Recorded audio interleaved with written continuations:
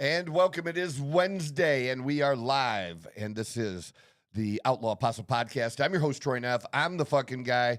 The man behind the controls is Leo. Leo, good morning to you, brother. Good morning, brother. Nice to see you back in the studio. It's been a while. Good to be back with you guys. Good to be back here. Awesome time with the grandbaby, and we'll get into that. And the other seated on this nice, comfortable couch to my side, and Mike G. We're gonna go with that now. It just hit me. We're gonna go with Mike G. That's fine. Is that cool? Just don't call me a bitch. Don't be a bitch. You won't be called a bitch. That is good logic. Yeah, that is true. But how you doing this morning? Welcome back, dude. It's Nashville was weather-wise, but the hotel stay was phenomenal. The Hermitage, which is where we ended up because I didn't book the Four Seasons like I thought. And I happened to mention that to them when we were checking in, and they're like, "We're going to make your stay even better." And it's the only other equivalent to the Four Seasons. It's the only other 5-star hotel in Nashville. There's other good hotels like the Joseph or the JW Marriott. Those are both way up there too. But you know, this is like old money good, like one of the oldest hotels in Nashville. Yeah. Like this, it's actually a historical building. It's got a plaque on the side, like it's a National Historic building. Cool. I don't know what hell all happened there. I think it was women's suffrage or women's vote that there was like when they had the campaign to get women to vote, like the headquarters was in there and met and stuff, and that's why it had historical significance. But it was they couldn't have taken better care of us. Actually, they went above and beyond. They upgraded our room right away. Yeah. And that was really cool. And then when we decided to go, how about this? This is the craziest shit. I've never seen this in all my years of going to sporting events. I've never seen this, right? So we decide, oh, well, the baby goes to bed a little early. Mm-hmm. My daughter's got to give her a bath and do all that stuff. So we head back to the hotel. And I'm like, I wonder if the Predators are in town.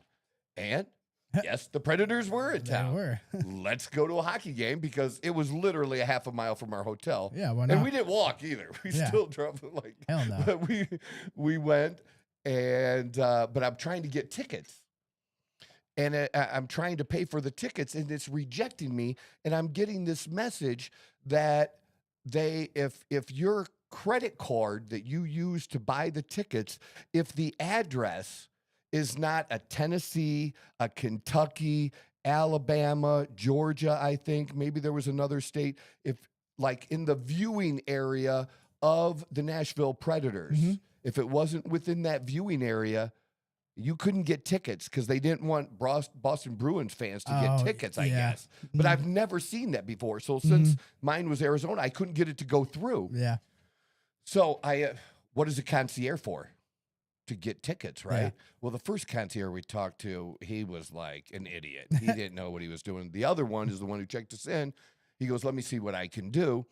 And while he was doing that, I decided to call my daughter and see if she could do it, get the tickets. And, we use her card and her address and stuff.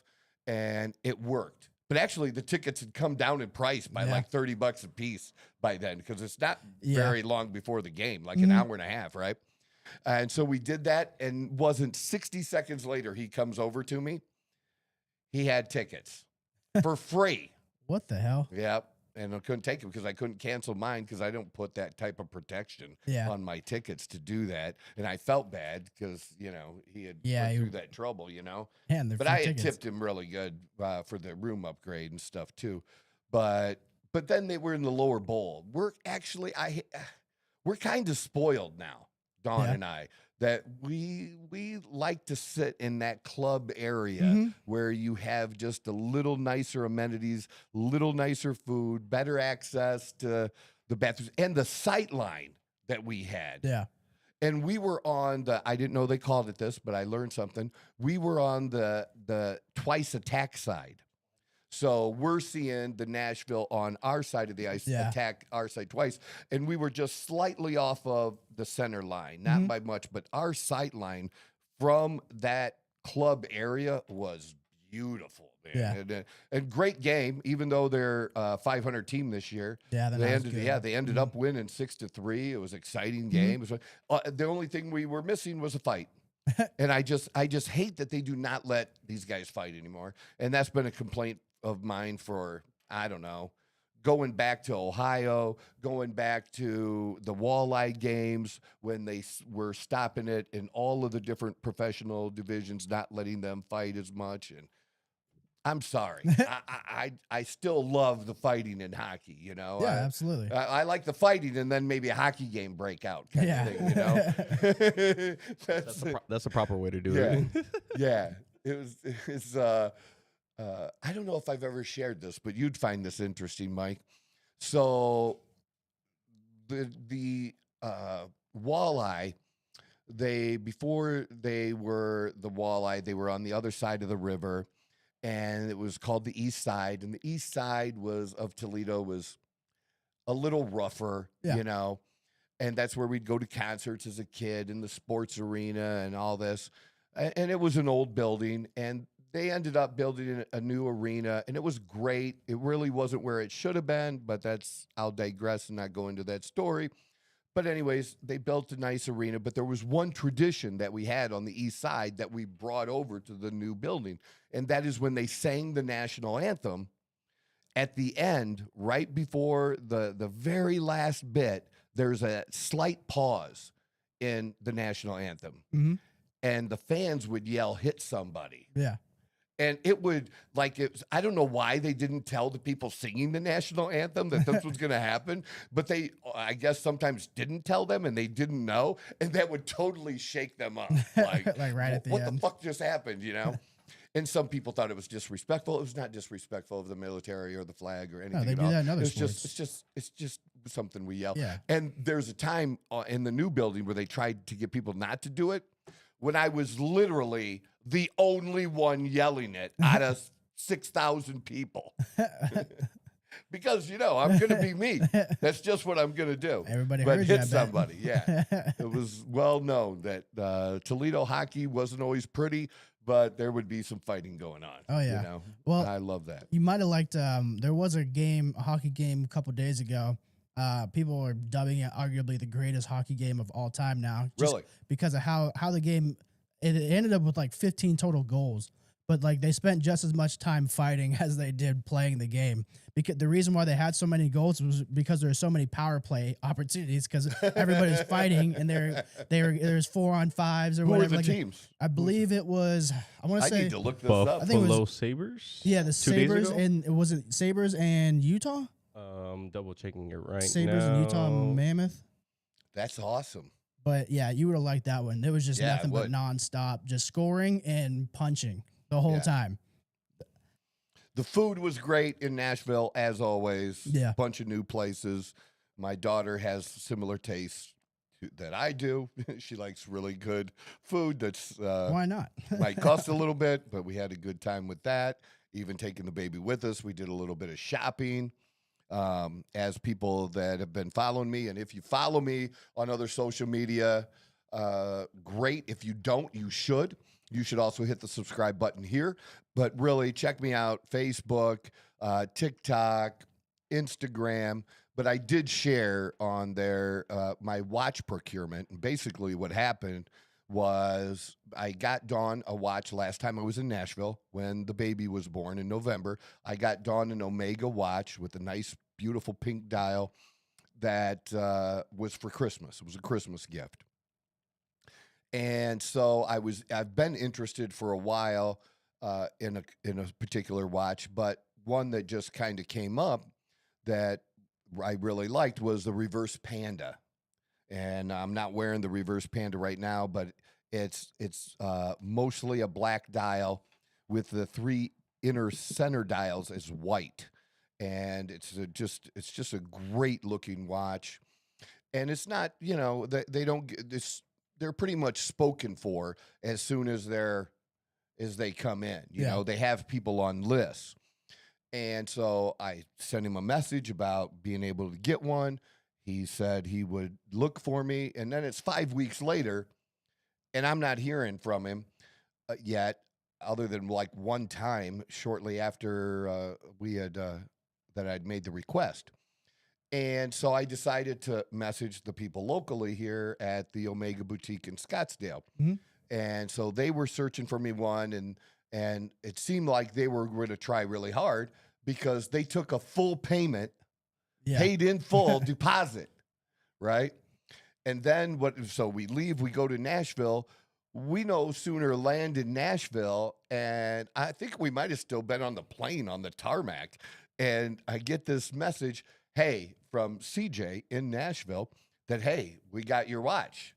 I'm like, great, let's roll. Yeah. I'm actually in town. He didn't know. He goes, in Nashville? I'm like, yeah, I'm fucking in Nashville, man.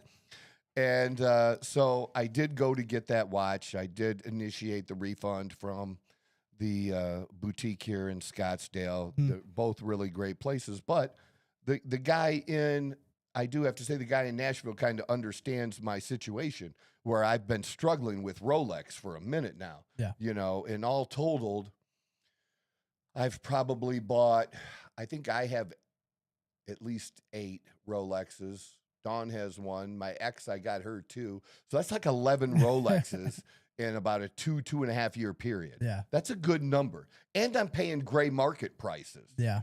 Which, you know, is sometimes more than what the MSRP is and that. And I'd like to buy some watches MSRP. I love Anthony. If you need to buy a watch that you can't get your hands on, Anthony's the way to go. Hit me up. I'll direct you to Anthony. He's an awesome dude, and he's not going to take advantage of you. So, yeah. So he kind of understood that, like thinking, man, if I was a Rolex salesperson, I'd love somebody to buy that many watches. Hell you know, yeah, like, why is looking nobody great. helping you? So when we are there and we're getting the reverse Panda, I mentioned to him that probably at least for the last 9 or 10 months, maybe close to a year, I've been mentioning to various Omega boutiques, if I've been there, whatever city I'm in, hey, I'd really like that Snoopy Speedmaster watch, which is an anniversary edition, and it's even harder to get than the reverse Panda that I got. You know, it's just, and immediately, if you look it up right now, this Snoopy watch that I'm wearing, that I think the MSRP is around 11.4, maybe something like that. And then with tax, it's a little over 12,000. But it is, if you look up what the resale price of this watch is, if I hadn't put it on my wrist, if putting it on my wrist, it's still worth 15,000. Yeah. Not putting it on my wrist, it could be worth as much as 16 or 17,000. So instantly, it's worth more. Yeah. And that's how the Rolex Like thing is. That's 50% why more. like really wealthy people are getting shit at MSRP. And people don't understand this. The people who really get screwed in this country, and I'm not complaining at all, are the affluent. People who are not high net worth or, you know, big net worth, because that's wealthy. Wealthy is net worth. Affluent is high income. And it's those people on taxes. Who gets killed? The people that are affluent. Yep. The wealthy, they're getting, you know, they paid their tax. They're getting more money from investments and stuff, dividends, you know, capital gains. So they got a lot of assets. They got a lot of assets. It's different, and they get to take advantage of things like this. Yep. You know, and it's just the way it is. You know, that when you don't need things like I can afford to buy my own tickets. And I could get free tickets, or just the way they take care of you, or, you know, having my, I just learned this too. So because I have the Platinum American Express card, I've been using ChatGPT to help me get more benefit out of my card. Yeah. Because, you know, they don't really explain it to you and stuff. And so I've been using or renting cars from a place called Sixt. SIXT, because they usually have a better selection of more luxury cars. And, you know, usually I'm getting a BMW or Audi or something, but usually I like the BMW X5s when I travel, or even a big SUV. And anyways, I decided, I was asking ChatGPT and it helped me out. Here's the deal with national car rental.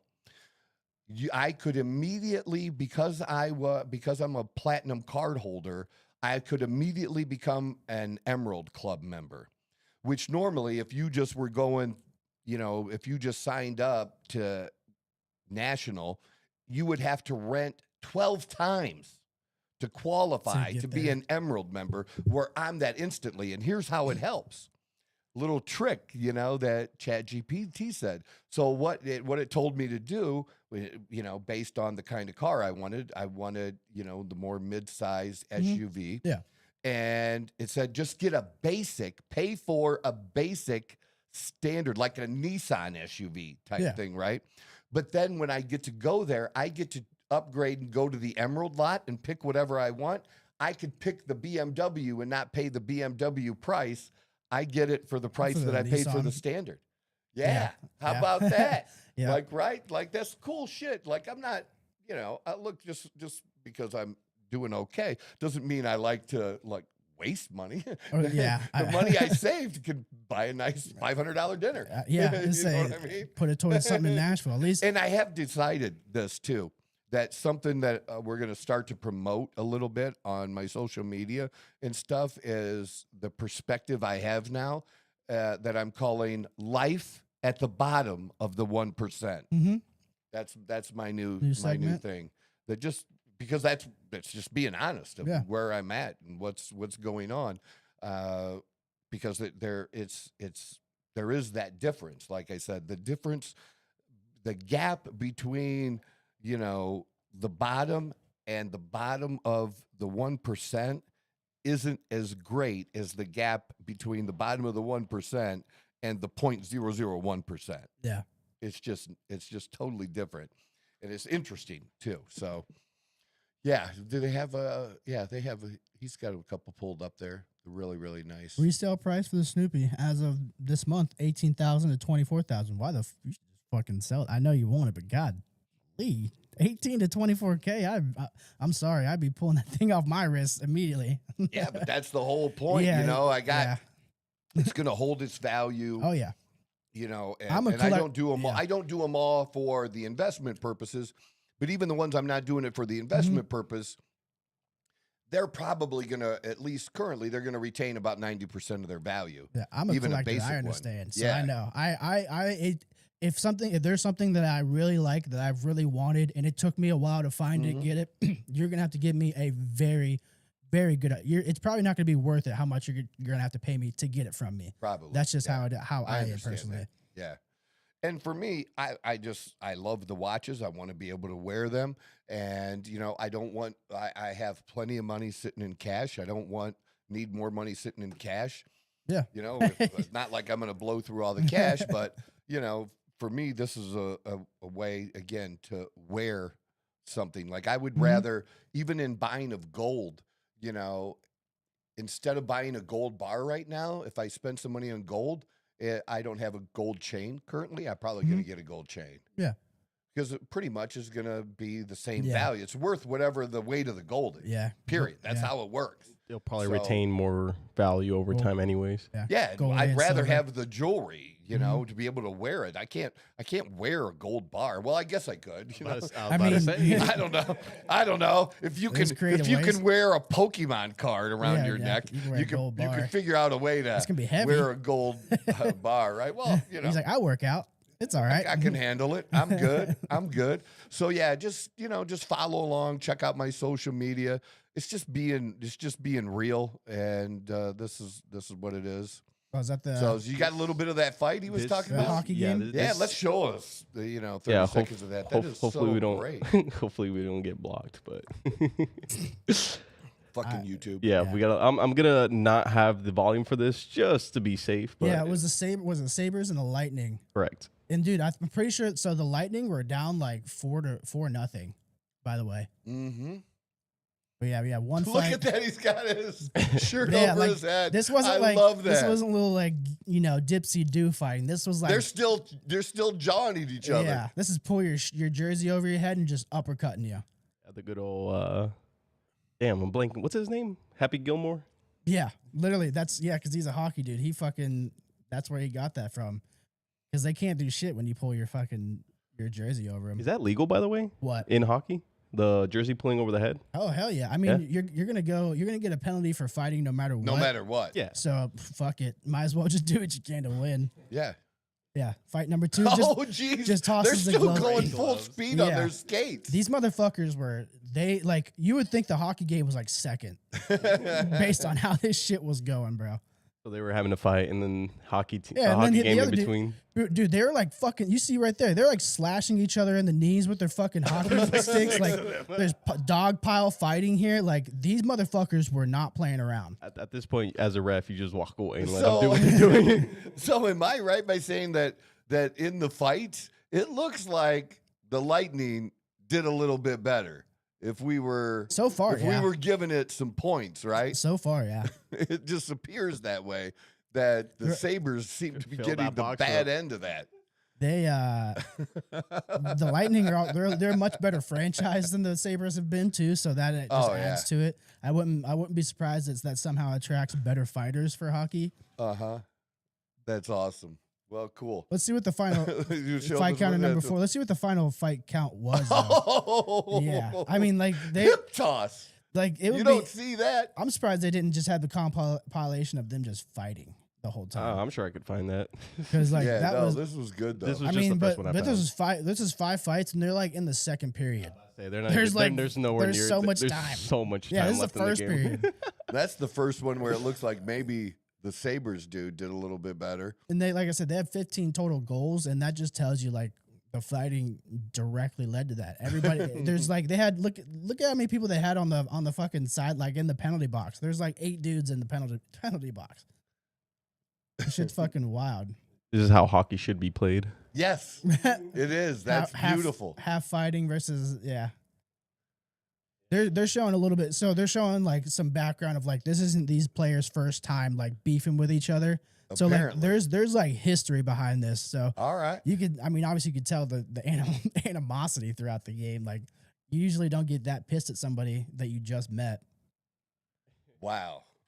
That Yeah. has it all. That was with the scoring and the fights. You don't get a better hockey game than that. it's That about as is good as it gets. crazy good. Yeah. So Very cool. A lot of people are dubbing that the greatest game NHL game ever.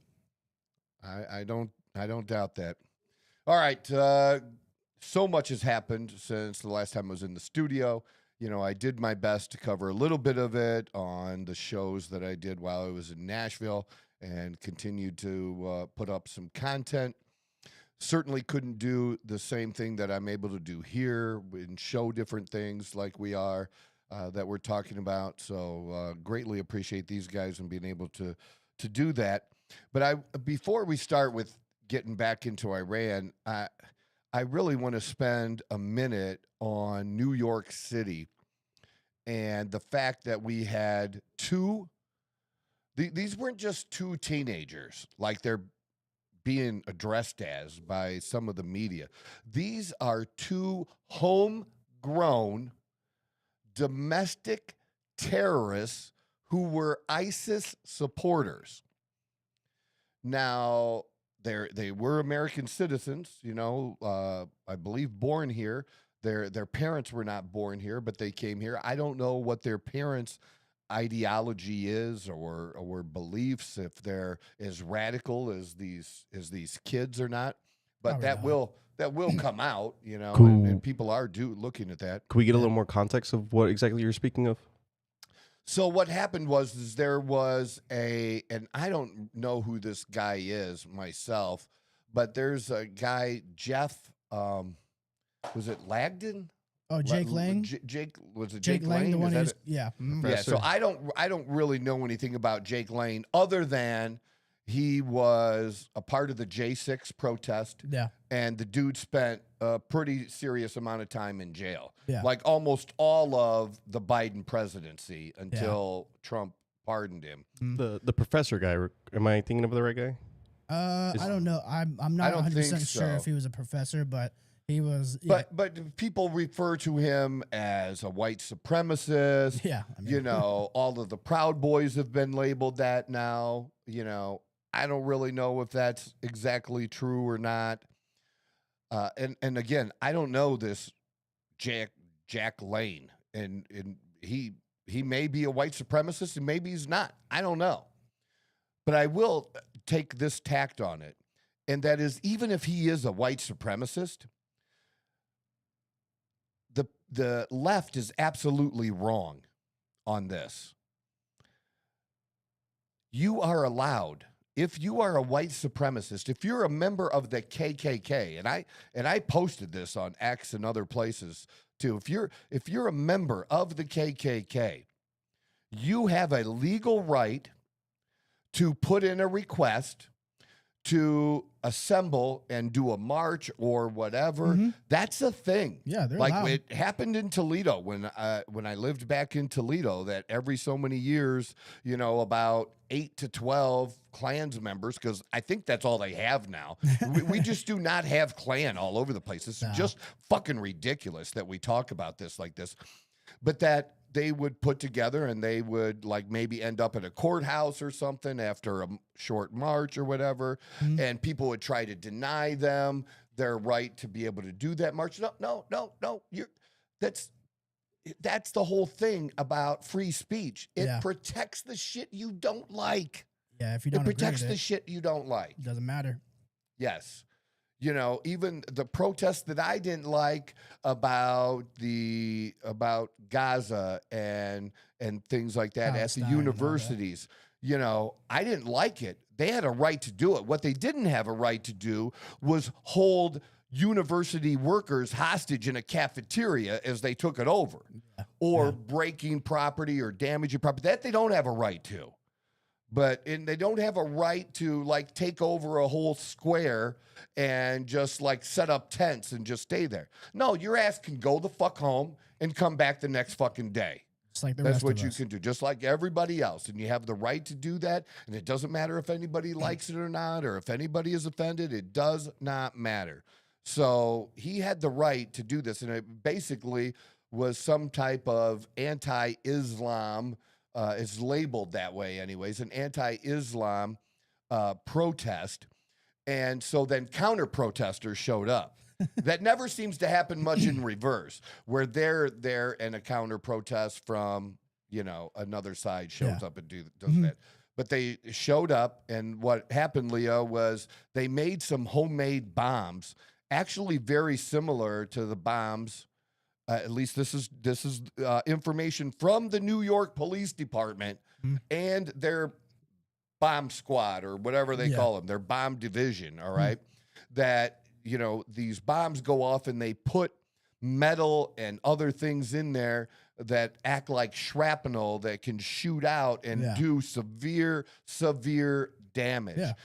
And what's interesting is if you go back, as I saw someone do, and look at how the media labeled and what they called the Boston bombers, like one of them, like they were talking about how good looking of a guy he was. Yeah. Like, are you fucking kidding me? Actually. Yeah, you're right. Are you sensationalize him for no reason? It's fucking insane. But that's a pretty common thing here in America, no? Like, it's like, there's in like mainstream media. Yeah, there's like a big like fanatics behind like. It's a common thing, especially amongst the left. Yeah. To not, like, if you want to point out that someone is a white supremacist, fine, okay, and have some evidence. Same on the other side. And they are allowed to call anybody a white supremacist, a Nazi, whatever, Klan member. They're allowed to do that. What's not allowed is to call an Islamic terrorist, an Islamic extremist. You're not allowed to call them out and label them as an Islamic extremist, because then they conflate that all into you're an Islamophobe. You hate Islam. No, but you have a bad sect of people. You have a group of people, and it's a pretty big number as far as the number of people. It might only be 10% of the Islamic people who practice Islam, but you take 10% of that number, and it's a lot of people. It's not a small amount. Yeah, it's a couple 100 million or something. It's a lot enough of to people. be a problem. Enough to be a serious motherfucking problem. Around the right? entire world. Exactly. But they came up behind, and there's video of it, of them throwing these bombs. Apparently, they did a poor job of making them, and they didn't go off the way they were supposed to. Thank goodness. Yeah, thank goodness. But they were caught right away. They were detained right away. But here's the problem. With all of these protesters and things that have been going on, and this goes back to Renee No Good, okay? It goes back to her. It goes back to Alex Pretty. You know, he was stalking ICE. Renee Good was stalking ICE. It wasn't like they were at like a real protest, you know? And these people are not, well, those two paid the price with their life for being stupid. But when it comes to the legal system, all of these people that have done shit, like nothing's happening to these people. No. And I just saw last night where there's a movement now that there is an organization out there trying to basically recruit people and say, liberals, to say, hey, you know, if you have a chance to be on a jury, you should act like this so you can be on the jury. Mm-hmm. So that you can be that one person that gets that person off, that gets the person that was doing the bad shit. Yeah, get them off. Get the protester off, no matter what they did. Now, I can tell you, having served on a jury and myself, and being the jury foreman, because I was wearing a suit, everybody thought I should be the jury foreman at the time, that, you know, it's something you feel different, at least I did, when you're actually there. And that you want to do the right thing, you know. All eyes are on you. Like it's not like a secret thing. Like you feel like it. You want to do the right thing, and I did. But they're coaching these people, and I don't know if that's legal or not. It's got to be some sort of like tampering, like it's charge or something. Yeah, you can't just. You know, I'm not saying the people can't do it if they think of it and do it on their own. Yeah. But to kind of promote it and like try to almost recruit people to do it. Wouldn't you technically not qualify for it then? No, because they tell them to say things that will help them qualify. So if it's like a murder case about a specific, say if it's like a white guy, and they'll just say, have you had any bad issues with a white guy, or do you feel this a certain way about this race, so that they'll word it in a way to where to get you to find out your real answer. To where the defense, though, but where the defense is going to want you on the jury. Yeah. So like that's and where it say things that where the prosecutor isn't gonna like object strongly to it, you know, so or object at all. They're cherry picking their people.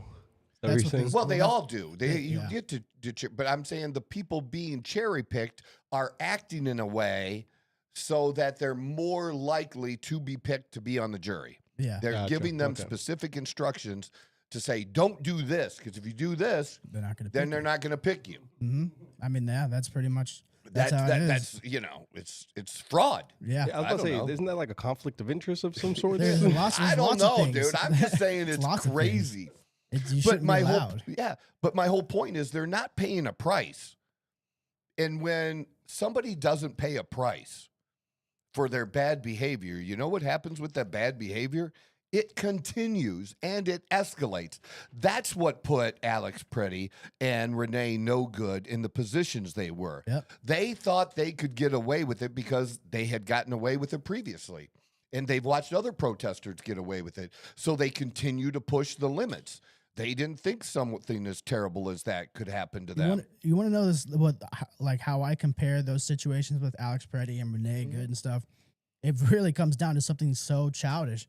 Back in the day, you would have friends that would be like, "Hey, you wouldn't do this or you won't do that." Like just trying to be like, you know, basically call you a pussy, but you don't want to be a pussy. You're egging them on. But the consequences, they won't have to deal with them. You'll have to deal with whatever the consequences are. So that's how I see it. Is that you have like this almost like a clique in a way that they're like, oh, well, you won't do this, you won't do that. And then they're like, bullshit, I will do it. And then they go and do it and they lose their lives or they go to jail and stuff. And the whole reason they started was because other people were giving them that false sense of confidence. And then they had to fucking like deal Renee with it. Good, No Good's wife was doing. Exactly. So they get juiced up and then they unfortunately lost their life. And I don't agree with that. But like we've always said, you play stupid games, you win stupid prizes. Yeah. And there has to be consequences. There just has to be. And what should be done with these two youths, in my opinion, is they should be given their due process. But, you know, the evidence is pretty cut and dried. The prosecutor should make no plea deal whatsoever, because it should be pretty easy to get a conviction. I mean, Yeah. there's video footage of him throwing a bomb. It should be as easy as to get as you can, and it shouldn't take 2 years. No, You it should not. should be able to Speedy speed and this speedy fucking and fair shit trial. up. Speedy and fair trial, and then after they're convicted, and I know this won't happen in New York, but they should be executed. I mean, No, that you should be. This what they did was attempted murder. yeah, of many people. I You mean, know, attempted murder, like just because it didn't happen because they sucked at making the bomb, doesn't matter. That was their intent was to hurt and kill people. yeah. And they should pay with their own lives. And it should be broadcast. We should see that motherfucking shit. And I promise you, if that kind of shit started happening, these motherfuckers will start thinking twice. Oh, Mike's about huge that. on public Oh my humility. fucking god! I'm so glad you just brought that up. I have been asking for public humiliation as not a way to replace the punishment, but to add on top of it. Now, Yes. this is a little bit different situation, but my idea was, depending on the crime, you know, you're convicted of it. You're about to go to court. I'm sorry, you're not convicted. You're about to go to court. Everybody knows, like, this is like in this situation. You have video of it. Everybody gets in the town We know square. they're guilty. Yeah, everybody's in the town square. They're in that, you know, whatever the fuck that thing is that hasn't blocked their heads and arms. And everybody just gets in a line and you piss on them right in front of everybody. You just piss all over them. And then once everybody's done, they got to go back to their holding cell and await the trial. And yeah, I think if you added public humiliation on top of the actual criminal, or I'm sorry, the crime itself, Yeah. I feel like a lot of people might second guess that. Well, that is funny. For sure. Maybe And not everybody, but some people. I love your train of thought. I do. But seriously, though, I do think that we should have shame brought back. Yeah. You know, all of a sudden, shame was not a thing. Oh, you can't shame somebody for this. That's just that bullshit. That shit worked. Watch me. Yeah. That worked at one time, you know, for a long, long time. Yeah. Shame and humiliation, if you want to call it that, same thing. That was a thing and made people think twice about what the fuck they were going to do. But I absolutely believe that they should be, that the penalty should be death. And if the penalty is going to be death, it should be a public execution. Let people fucking see this shit, man. Is there states that still do the death penalty? Yeah. Yes, absolutely. Yep. Absolutely. Oh, yeah. That's why there's certain. Not as much as we used to, or No. or they don't do as many. And the number of states has gone down, but yeah, you still they still do that shit in Texas. I think in Florida. I'm not sure about Ohio. Yeah, I don't think I've never heard of it in Ohio. I don't think so. I could be 27 wrong. states currently authorize the penalty death, while 23 states and the District of Columbia have abolished it. Good. I'm glad there's However, still a the majority. legality of the death penalty does not always translate to its practice, as several death penalty states have formal halts on execution. Yeah, Exactly. because that's the issue. Sometimes they'll be sentenced to death, but it's like fucking 15 years later they're still in a jail. Oh, because or you know, they're protesting it or against it because it went awry, that they're giving them a medication to kill them, and you know it's not humane enough because it didn't kill them fast enough, and they experience pain and suffering. Well, like fucking who cares? I'm sorry. This is what happens. Like, you chose this fucking Exactly. path. Nobody. And I'm talking about after. Yeah. Okay, after somebody has gotten due process. Mm-hmm.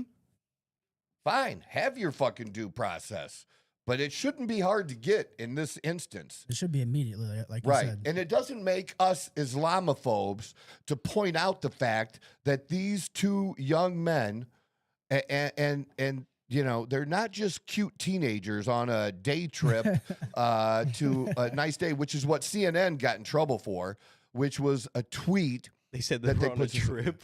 Oh, yeah. I think, can you show the story? Maybe Let's see if I can pull see it if up they here. have it in the story. And this is from the Hill that you had pulled up. So CNN took down a tweet and attached an editor's note to a story about an attempted terrorist attack in New York City earlier this week after facing a wave of backlash over the way the piece was framed.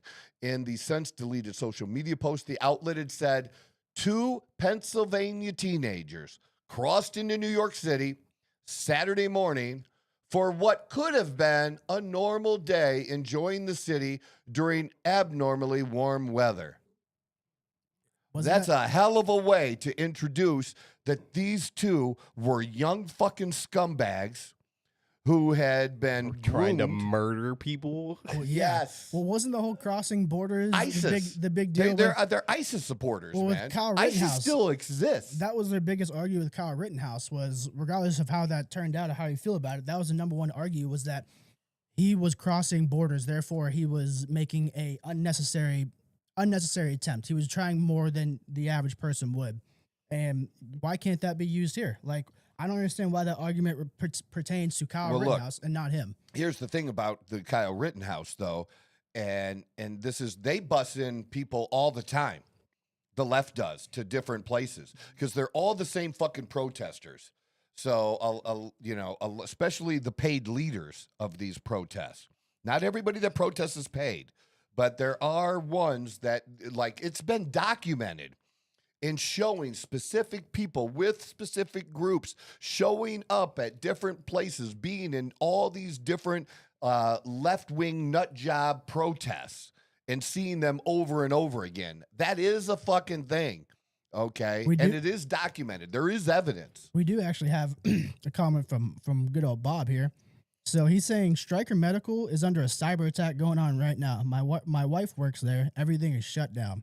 So I wonder if that has anything to do with what we were talking about with the bombings. Is that what he's referring Iran?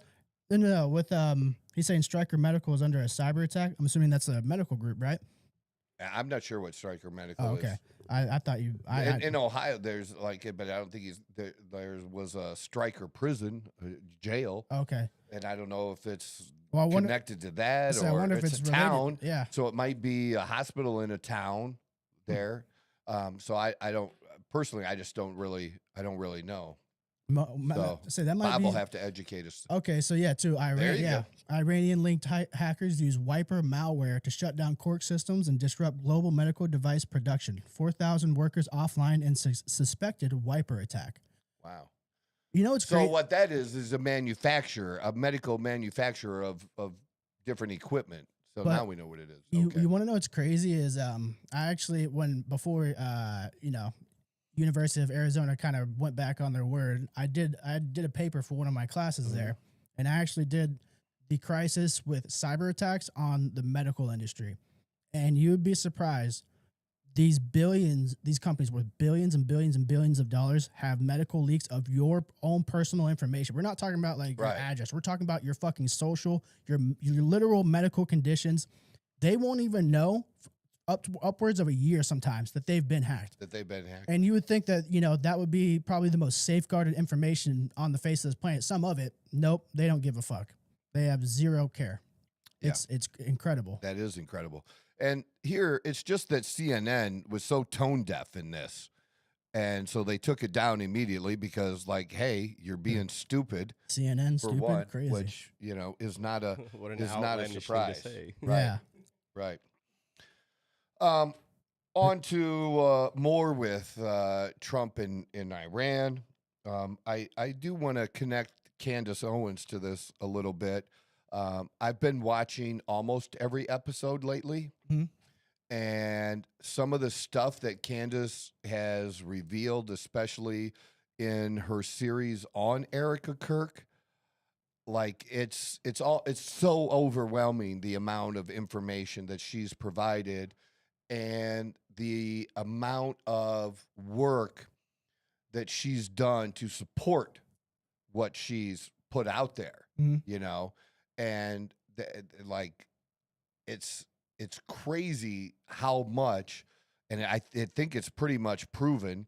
There was an initial time where I've said before that when Charlie first was killed and people were attacking Erica the first couple weeks, I stuck up for her. But I don't do that anymore. I still didn't agree with everything that Charlie had to say, but I agree with a whole lot of it. And I think his organization was an amazing organization, TPUSA, and getting young people to vote, and that he was really as much, if not more, responsible than Elon Musk helping Trump get elected. Yeah. And certainly the combination of what Charlie knew and how to build out the vote, not necessarily convert existing voters, but to go after new voters and make your existing block bigger.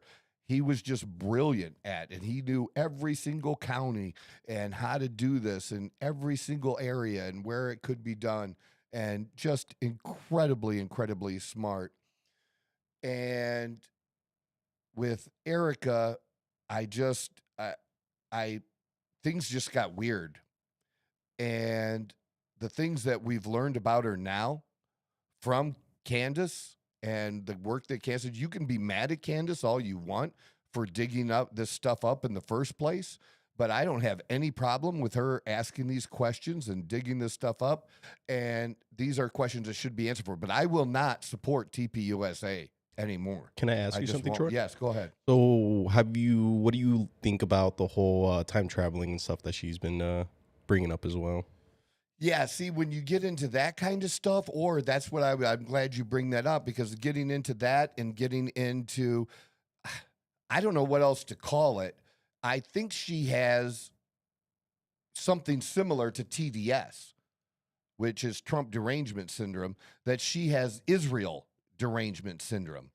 And there are a number of people out there that do, and some people that, but that doesn't mean that, when I don't agree with them on that they don't have other things that I do agree with and that they've been right on. I still think that they have done Tucker has done some great interviews, and I've learned a great deal from the people that he's interviewed. But I think they're wrong when it comes to Israel. I think that some of the things, in this connection with Jeffrey Epstein and things, I get all that, but what I don't agree with is that somehow Trump is a puppet, or, I didn't vote, my vote, I didn't want unnecessary wars. Okay. But that wasn't that high on my list. And I guess, I still have a little bit of that neocon in me, if people want to label it that or whatever they want to label.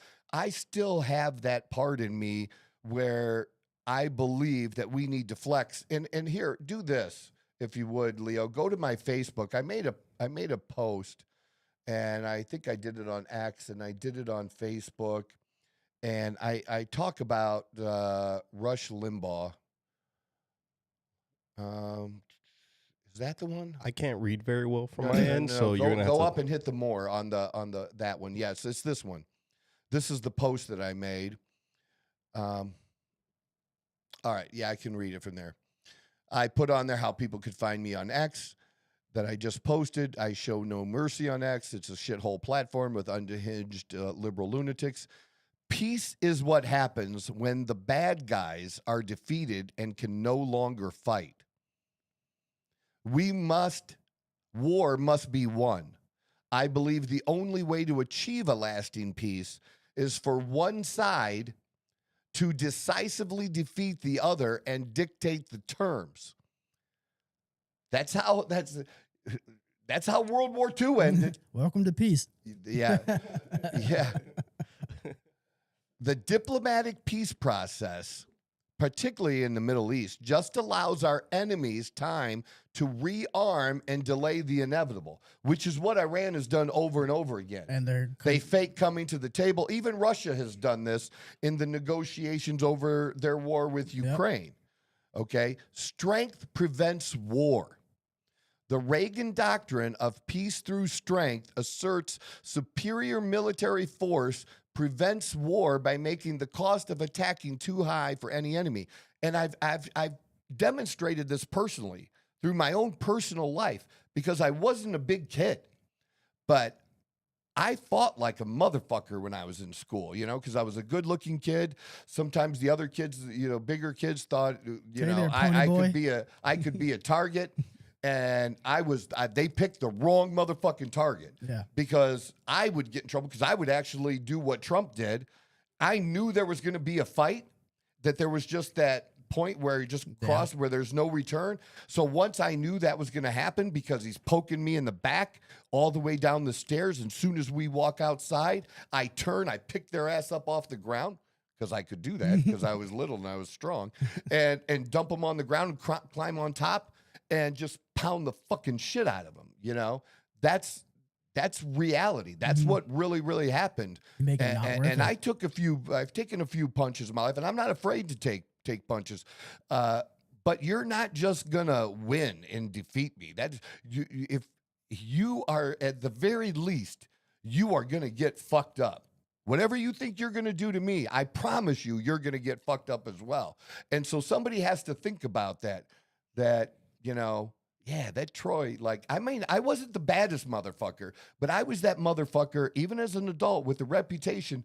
Man, you better finish Troy. You better finish him. Because if you don't, that stupid ass is going to keep motherfucking coming for you. Yeah, I mean, you just keep coming. It's got to be to a point where if they want to fuck with you, it really has to be worth it in their mind to fuck with you. Yes, and you have to have had a fight before. And I take this back. I've told this story a number of times over the years when I was on radio and stuff. So one of my favorite TV shows of all time was Happy Days. Everything I learned about life, I learned from the Fonz. Hey. Thank you, Henry. Okay, and girls and the whole thing. So Richie was getting picked on by a couple of greasers, couple of bullies. Yeah. You know what I mean? And so he went to the Fonz for advice, and the Fonz told him how to act tough, how to put up his collar, how to talk, and just how to appear to be tough. And so then they're in Arnold's. And the confrontation happens, and the Fonz is in the booth. And see, Richie didn't want the Fonz to step in because the Fonz could look at him and be like, and they didn't want to fuck with the Fonz because he had the reputation, right? Yep. So he's acting tough. He's doing all the things the Fonz told him to do. And he finally comes over. He goes, Fonz, I'm doing all this shit you told me to do, and it's not working. And the Fonz admitted, he said, I kind of fucked up. I didn't tell you that there had to be at least one important thing that you had to have done. You had to have fought at least once in your life. Richie had never been in a fight in his life. There was no reason for anybody to fear him or have that reputation. Now, some people will do that because they don't know me, but you could fucking Google me and find the fuck out, okay? Yeah, I mean, that's still a thing because I've had people throw that at me because, but like the first year I was here, I got charged with assault with a deadly weapon because the deadly weapon was a truck.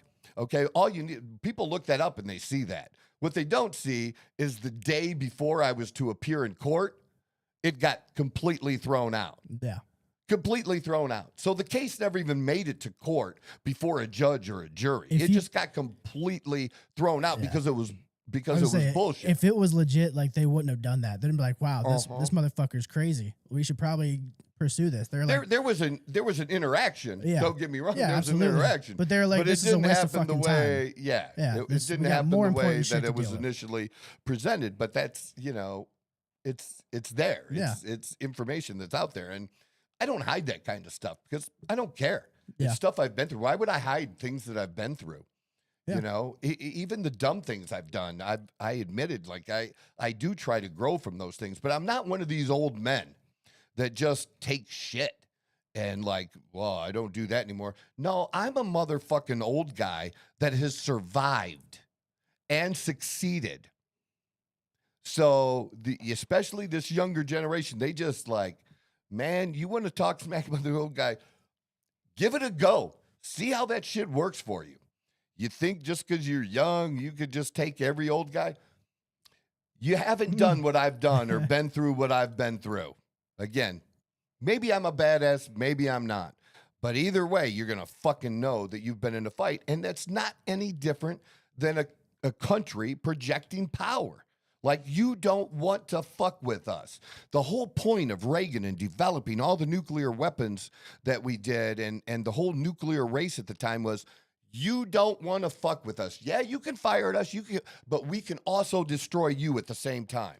But There will be no winner. Can't something like that backfire though? If you're showing Look, off too much. here's the thing. Who's the only person that does? Let me tell you. Here's the thing. You can't just display that. Yeah. So if I do something like that, I can't back down. I have to be willing to follow through.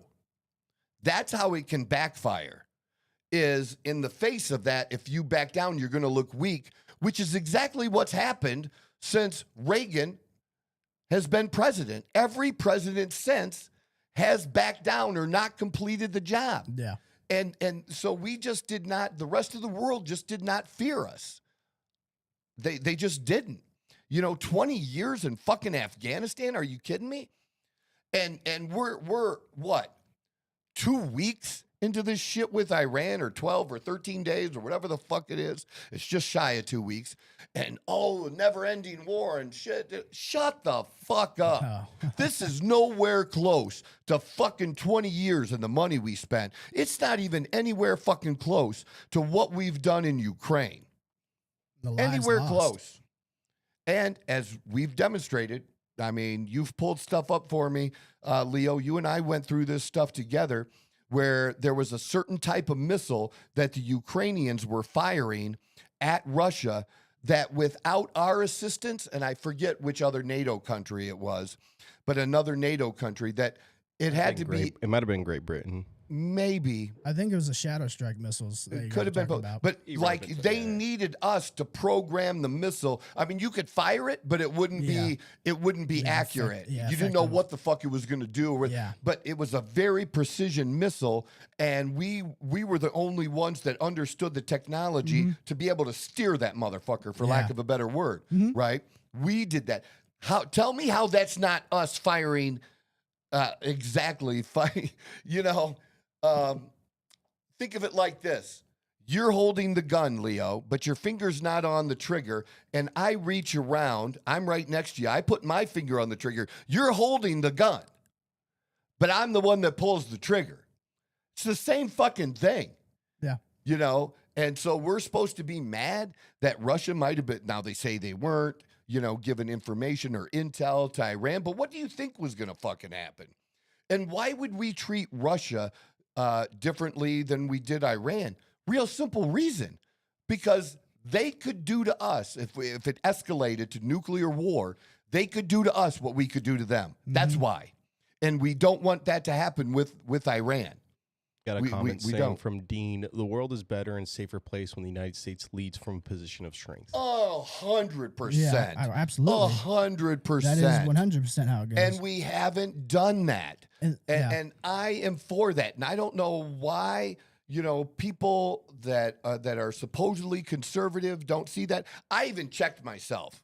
Okay. Last night, I called a close friend of mine, who's become closer, somebody I went to high school with, somebody who was in the military, and then did some stuff inside the military, and then worked with the military as a civilian to do some stuff. You know what I'm saying? Yeah. And he just retired, I think, in the last slightly less than 2 years. Okay. And I'd love to have him on anytime. Yeah. But he's not ready yet. He's not ready to talk about what he do, because let me just say this. This person, when he went certain places, the enemy knew where he was at. Okay? That's the kind of person I'm talking about. Yeah. So I checked myself with him. We went over some things, just a few short things, few short questions that I sent him last night about what's going on with Iran. And the things he told me were things that were aligned with the conclusions that I came with. And I'm like, okay. Because we can get distracted. There's so much propaganda out there that I am on the right track. Am I wrong? I'm not saying Israel is a great at everything, but, I don't believe this whole Trump is puppet Bibi or Putin. That just makes no sense to the actions that Trump has taken. And I do believe, look, Marco Rubio can say whatever he wants, but I watched the full thing where he said, look, Israel was going to take an action, and we decided that if they took this action and we didn't, that we were going to take a hit. And so and a big hit. So instead of us waiting until we took this big hit, we were going to preemptively strike. Deliver the big hit. Yeah. Dude, again, I knew I was going to be in a fight. So I preemptively, that's why the school never, I always got suspended, because I would say it was self-defense, and they would just look at me and my parents and say, Troy, you threw the first punch. Yeah, but I was the smaller dude. I had to throw the first punch. That was my chance to win. Especially if there's multiple around you. Like, that's another thing that I hate, when people don't take that into account. But I tell you what, because of that, some people thought they could, have a thing with me, usually bigger guys. It never worked out for them. And that did keep other people from fucking with me. Yeah, you get that reputation. There's nothing wrong with that. Like, that's just basically standing up for yourself. That's how I see it. It's different. It's not. Was I ever bullied? Yes, but I didn't react the way that people react today. Yeah, I didn't cry. You don't cry? I didn't go to the teacher. Well, Troy, you gotta tell the teacher. That shit never fucking works for any kid that ever tried it. It absolutely makes it so worse. Much worse. Because now you're a snitch too in their eyes. Yep. You gotta be ready to take it. And that answers kind of Leo's, because you gotta be ready to respond if you have to. If you're not willing to do that, don't act tough. Don't act tough if you're not willing to fucking engage. Don't yell at somebody, if you're not willing to, go through with it. I'm okay with. I still, at my age, I still confront people sometimes. Well, you have to. You can't, because there's always going to be somebody that's never known you before. They don't know who you are, but they know themselves, and they might think, maybe because I'm a younger guy, I have the advantage here, so he's going to be a little bit more confident. So you constantly have to put people in check, or they're going to try to put you. And that's in check. Only ever online. It's never fucking in person. It's nothing. It's a bunch never of fucking keyboard in person. warriors now. Like, it is what it is. That's a whole different conversation. But I'm okay with I'm with you. I'm okay with pretty much getting ahead of all this, because one, it's not like we don't have the history of what they're capable of. Exactly. We know what it leads to. It's do we want to do the same fucking song and dance over and over again, or do we want to get to the root of the problem? Not only for us, but it's beneficial to the countries right around him and the rest of the world. I mean, ask these European countries, like anywhere in UK, France. Ask their opinion on what the fuck on those people. Yeah, they're not going to tell you good things. They're having to fucking fight for their own rights right now. Yeah. So that I don't understand. Like, it's we've always talked about it. It's just the white liberal Karens that fucking bitch about everything online, but they have they act the loudest, so they get the most attention. But now we have these conservatives that are like, no war of any kind. They've turned into the Ron Paul type libertarian, or his son Rand Paul kind of thing. And I've never been in that camp. I'm in the camp that we're strong, and hopefully we don't have to fight. But if we're put in a position where we do that.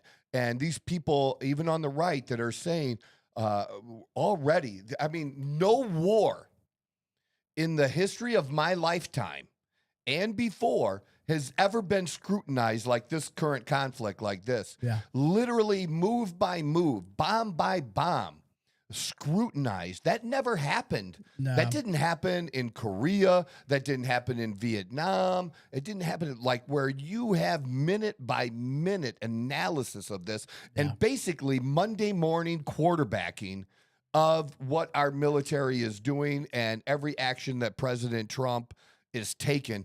I don't know how many people could take that pressure. That is incredible pressure to be under, to make these decisions. Oh yeah. And obviously, the economy is a big deal, but in the long run, this is a chance for there to be real peace. at some point. It may not happen.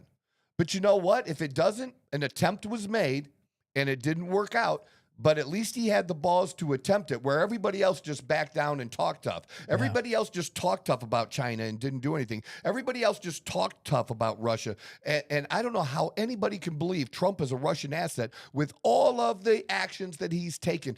And Trump, I just heard this today, Trump has an affinity for Putin. I heard it on the PBD podcast. No, he doesn't. He doesn't have an affinity. He has a respect for him as a leader. Because he knows what he's capable of. Exactly. And there's a mutual respect there. Yeah. But trust me, they would rather not, like, do you know who Anthony Scaramucci is? I've heard that name. Oh, that dude is a fucking scumbag, okay? I might know so him. So he acts like he was tight with Trump, and he was on Trump's campaign the very first time for about 11 or 12 days, and then he got fired by the campaign. But all of a sudden, he's an expert. Oh, yeah, I know. Okay, and he was just on PBD this morning, talking about, like yes, because Trump is attacking NATO, and if you attack NATO, that's what Putin wants. No, we're attacking fucking NATO because they're not pulling their own fucking weight. Yeah, it's always the because US. They're not doing what they should be doing. Let them, we're defending them. And if you're not going to support us, if you're not going to let us use our bases in your country, then you can go fuck yourself. Yeah. Then take care of yourself. That's basically what I've called. NATO needs us. We do not need NATO, motherfucker. I don't know what you're looking at, Scaramucci, but you're a fucking moron. I've been saying for probably about the past 4 or 5 years that NATO should just be called the United States Daycare. Like that's basically that's all it is. That's man. all because. But you know what? You're supposed to pay for daycare. Yeah, they don't. We pay for everything. We pay for everything. And Those lives, motherfuckers money, should pay. Weapons, yeah, like fine. ammo. It doesn't matter. We'll pay for it. babysit your fucking ass. Yeah. But fucking damn pay us. Yeah. That's how it works. Nope, not to them. Why do we have some moral responsibility to protect those fuckers? Yeah, when it's supposed to be an entire fucking group. It's a whole group that's supposed to actively work in protecting each other, not just one specific Fuck person. that shit, man. No, I'm with you on that. I'm not cool with that shit. So that goes back to I started with Candace and this whole Israel derangement syndrome and Israel this and that. Again, I know there's I think there's these two sides, okay? That there's this side, and I don't like this side either. I don't like this side where anything you say about Israel, then you're being called an anti-Semite. And I don't, as much as has this Israel derangement syndrome, I still wouldn't say she's an anti-Semite. It's just me personally. Because she's not talking about all of them. Yeah, she's not as a group and like that. No. We're talking about leadership and people. And then you have this other group that, again, they think that, Israel is like the worst thing in the world and causes every problem. Okay. I mean, no, I'm not saying they're not involved, man. I'm just not saying that like look, what would you do? It's the only, well, we're close to that with Iran, death to America, but I'm talking besides Iran, other countries. There used to be a whole shitload of countries. Because all you have to do is go back to the 6-Day War. Yeah. Right? Go back to the 6-Day War. The whole bunch of countries that wanted Israel wiped off the map. So if you know that somebody just does that, they don't even want you to exist. How are you going to act or treat yourself or project yourself out there? I get that, and I'm all for them being able to protect themselves or do that. Do we help them a lot? Of course we do. They also pay for it. Oh yeah. They pay us for it. Now, other ways that we give them money, I'm against all that type of foreign money out there. I don't know if we'll get to it today, but this is the guy I thought you were referring to. This gentleman here, he basically in 2024 predicted the Iran war, and it's been going word for word for what he's been saying, and he explains a little bit more of that afterwards. And I'd actually would like to hear your thoughts on this video. So well, I don't know if you want to watch it now or later, but not now. But how about we do this? We could just do a segment, right? Where because it's 30 some minutes, where we could record. something, Mm-hmm. and put it up on a different day where we just, I come in and we just do, a reaction video to it. Yeah, that was actually what I was gonna. I would rather do that. Yeah, I would rather do just perfect. a reaction video to just this one thing and have that as content that we spit out. No, How I would definitely that do. be? No, but Okay. a lot of what you've been talking about, I think you'd be kind of interested in what this guy had Sure. to say, especially because he said this back in 2024 before anything And even I'm went down. interested in all sides of what people are saying. But again, I did check myself. Like, am I right about this? Like, am I on track? And there are people that I put, trust in, like this gentleman that I said that he has inside knowledge that I just don't have because I didn't serve, didn't do those kinds of things. And he had access to that kind of and seeing it. And yeah, this is all about a squeeze on China. It's all together, and people got to step back and look at the big picture of what Trump is doing and putting together here, and stop flipping the fuck out. Well, they got to understand that just because you're not actively seeing it or it's not being talked about, China, Russia, pretty much everybody that we don't want to be at our front step or close to our front step, that is what they were doing. The whole, like, I really try hard to bring up the whole situation with Mexico and China, how China was basically leasing land for fucking pennies on the dollar to put their automotive factories on there so they could cheaply, they basically would X out the entire auto workers union in America because of how low they were going to be able to price all of their vehicles and then import them right there. That's just cars. It's economy. But when you start to bring that into a world war perspective, why the fuck would you want somebody that close to you? You wouldn't. That is against you. And here's the other thing about that Trump in doing this stuff has basically taken steps that everyone else has been afraid to take to protect us, to protect this country long term and our interests. And an example, the Scaramucci was talking about, we're pushing the European Union and NATO towards China. The European Union is using China and kind of acting like, hey, being friendly to China for the sole purpose of trying to get a better deal from us. Yeah. They do not want to replace the U.S. with China as their primary trading partner. They know we are the better trading partner. Yeah. But I don't object to them trying to get whatever best deal they think they can get. That's just the game. That is the game. Like, that you is can't be mad at exactly anybody for the that. game. And they're just shitty at it. That's all. Yeah. They're just not very good at it. You know who is good at it? Trump. Because that's where the business aspect of it comes into play. People are like, well, he doesn't have this experience. I was like, he has been in high leverage, high pressure situations with very important people. Yes, it's a different scene, but the concept remains the same. It's everybody in there thinks they got the biggest fucking dick, and you got to fucking call them out and be like, you have a shrimp cock. That's basically what you have to say. You have to belittle them if you want to be the big dog in the room as soon as you walk in there. And with Biden, that's not what was happening. He was the little stray, little old dog, 19, 20 years old, raggedy. He's barely got any hair, and everyone feels bad when he walks in the room. Oh, look at that little dog. That's what people were looking at in the United States. Do you really want that over what we have now? Like, are we fucking serious? That's the most basic thing that always blows my mind. And that's why I'm not crying about this war, even though I don't want protracted long war where we're just throwing money out there like that. But I'm not saying it's going to be over in the matter of, the next 5 days either. But do I believe this is going to go on longer than a year? Absolutely not. No. Absolutely not. So stop comparing this to the other things. I get it.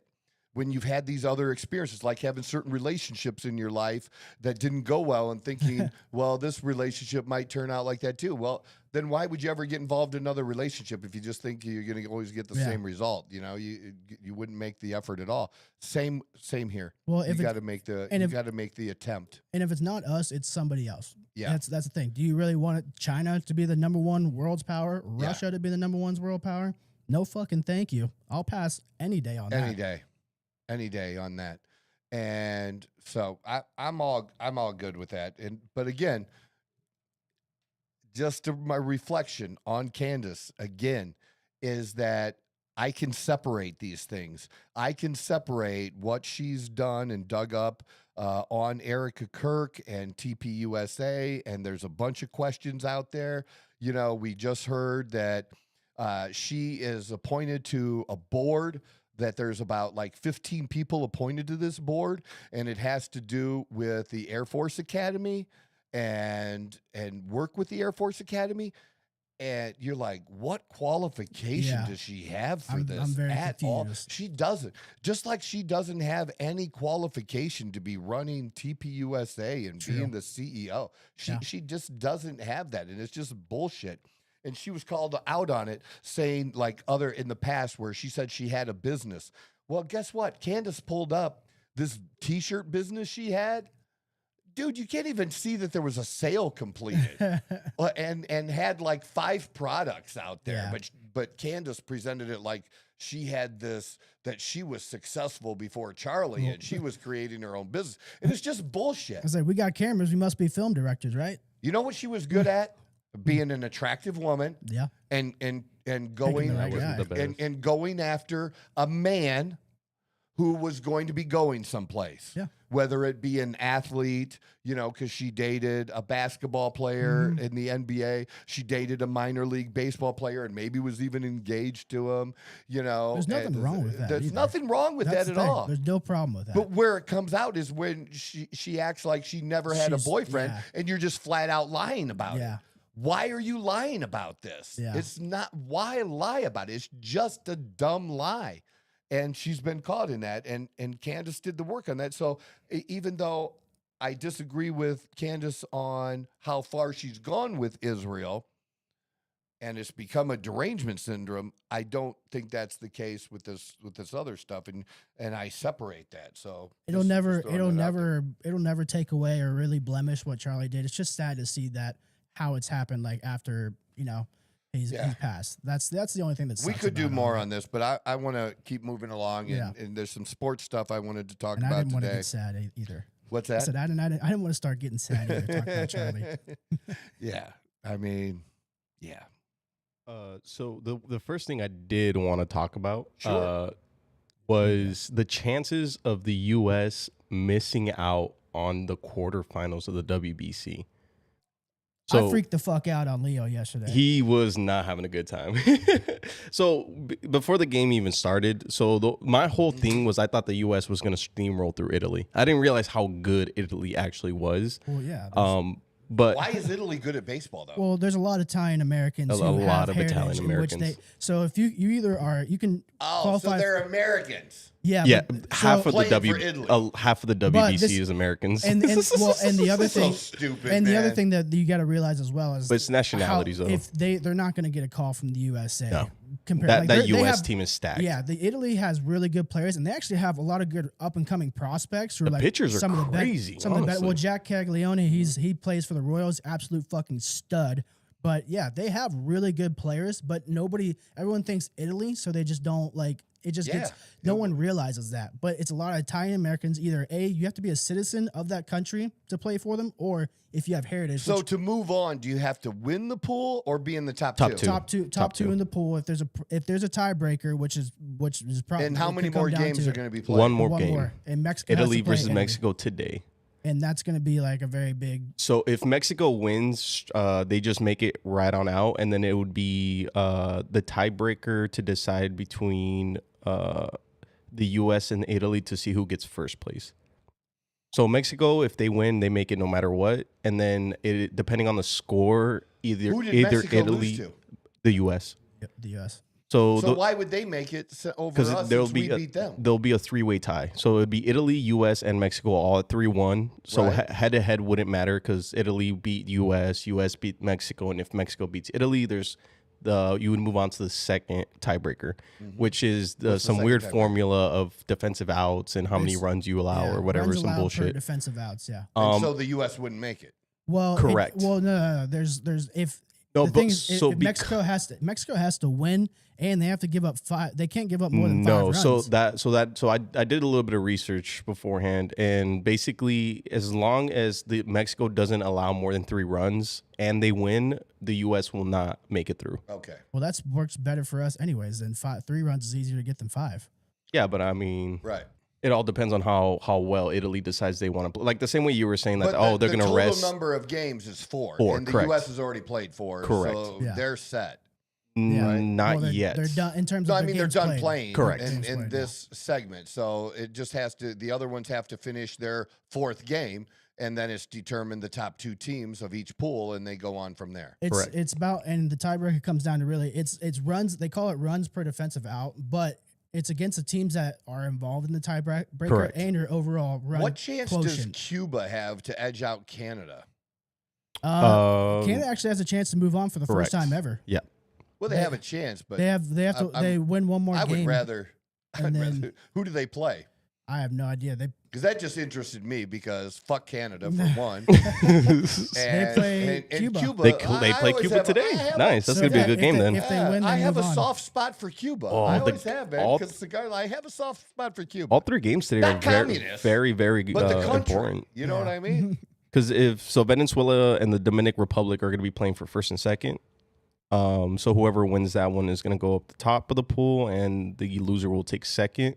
And then again, Italy, Mexico is important because whoever wins that will decide basically the pool. And then you have Canada, Cuba. So all 3 of these games today are going to decide a lot of the brackets. But if I'm not mistaken, like it's not the U.S. has to not only have for the U.S. to miss, Mexico has to win, and they can't give up a specific amount of runs as well. That's what we said 3. That's what I'm saying. So like the odds of that happening as well, like I don't know. It's hard to hold a team to no runs in this. It's very difficult. It happens, but it's very hard because you have some of the best players in the world. How many runs has Italy averaged so far? Only the 5 that the USA put up against them. 6 or 6, whatever it was. 6 last night. Yeah, because they've been at 0 until they played the US. Well, they couldn't have won the game if they were at 0. I said, how many runs have they scored? Oh, scored. How many runs? They scored Italy 8 against us. They scored quite a bit. Their numbers are pretty high. So in every game so far, they've scored. Would it be safe to say, or we can look it up, that they've scored more than 3 runs? Oh yeah, I can almost guarantee that. Yeah, without even looking at the scores. I would say that Mike G here is about. I'd give your like 70-30. Yeah. Like 70% favorability, likelihood to happen that it'd be the U.S. 30%. I'm fully confident that we'll move on. Yeah, Mike has been. He's saying that it's guaranteed. And I like Mexico too. But like, I wish Mexico could move on too. I love my Mexican people. What I was upset about was because the U.S. they had 2 errors, so that's the main reason why it got out to the way it did. But I would rather us just clinch the fucking first seed and not have to worry about that. Yeah. Yeah, but I don't think they get the first seed either way because Italy is 5 runs, motherfucker. I told you. If they have to score, they have to fucking they have to win, and they can't give up a certain amount of runs, and then so they have to do both of those things. They're basically playing 2 games in one. Because they have to win and they have to hold them to a specific amount. Yeah, but if Mexico beats them, if Mexico still wins and Italy scores an X amount of runs, I believe the U.S. is out because they're tiebreaker with the U.S. because they scored more on Italy, or the Italy scored more on the U.S. than the U.S. scored on Italy. Well, we'll know by Friday. Well, that's we'll know in a few hours from now. I know. We won't be ready. here to talk about it. I'm ready. But I will pay attention now. Like I haven't been. Paying as close attention since my focus was on other things in Nashville. For sure. A little 4-month-old girl that that's a quick little breakdown. Mexico wins, they advance no matter what. 5+ runs scored by Mexico, the U.S. advances. 4 or less runs scored by Mexico, Italy advances. So if Mexico wins, they pass no matter what. And then it's up to how many runs are scored to decide who takes the tiebreaker. Who's pitching? I know Aaron. They didn't say for Mexico who's pitching, huh? Because Not yet. I don't believe so. Well, if you go back to the schedule, it'll just say the starting pitchers right there. It was Aaron Nola and then somebody else. Now, are these games all in the U.S.? Some are and some aren't. Wait, All have- three of these are. All three of these are. These ones are, but like Japan. Houston, Miami, and So what other countries are we? Japan. Is it Japan, and then there's some none in Canada, none in Mexico. I don't think I so. think- There's no, some I South don't think American there's- countries. there was only 4 places that were. I think it's just about like if you're certain travel, like not restrictions, but requirements. They're just like fuck it, you can just host, in a close sport or country. All right, yeah, we know since the fucking I should have specified. No, 2026, you stupid ass fucking bot. love AI. No, Oh, by the way, too, I don't know if anybody saw, but I've been bitching about this for quite a few weeks now about how AI is just a big ass sycophant that sucks your dick about everything. They did You're not wrong. They did a whole fucking Yeah. actual official study on it. Yeah, Japan, Puerto Rico, and United States. But they did a whole study on it, and they're basically Well, it doesn't suck mine. It argues me all the time. if you But I understand what you're if you saying. lead that though. way, it will. That's the thing. It's not everybody. It's the way that people are prompting it, so Yeah. it's causing that to happen. Yeah. And they're getting this false sense of assurement answers, whatever it is. Of course. And So it's, Puerto Rico. Yeah. The U.S., Japan, and Puerto Rico. That's Correct. kind of cool. yeah. That's kind of cool. Yeah, I mean, I went to the one. It was Colombia and the U.S. in Chase Field 3 years ago. I think, 2023. Awesome. Yeah, that's what it was. But it was honestly that was one of the most electric games I've been to because it was just there wasn't any downtime in terms of the crowd. Yeah. Like the crowd was always locked in 24/7, and it was a good game too. But you go to MLB game, like not everybody is locked in like that. no.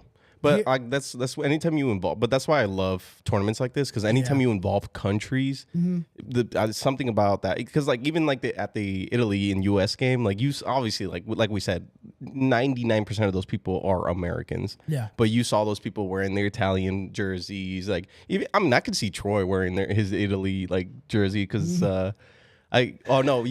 Is it Italy or like- French that you said that you? No, I'm Italian. Italian, I right? thought Yeah, I yeah. was French. That's what it I was. That's what it told was. I was French. Thank goodness. And I you're not. was embarrassed to be French, honestly.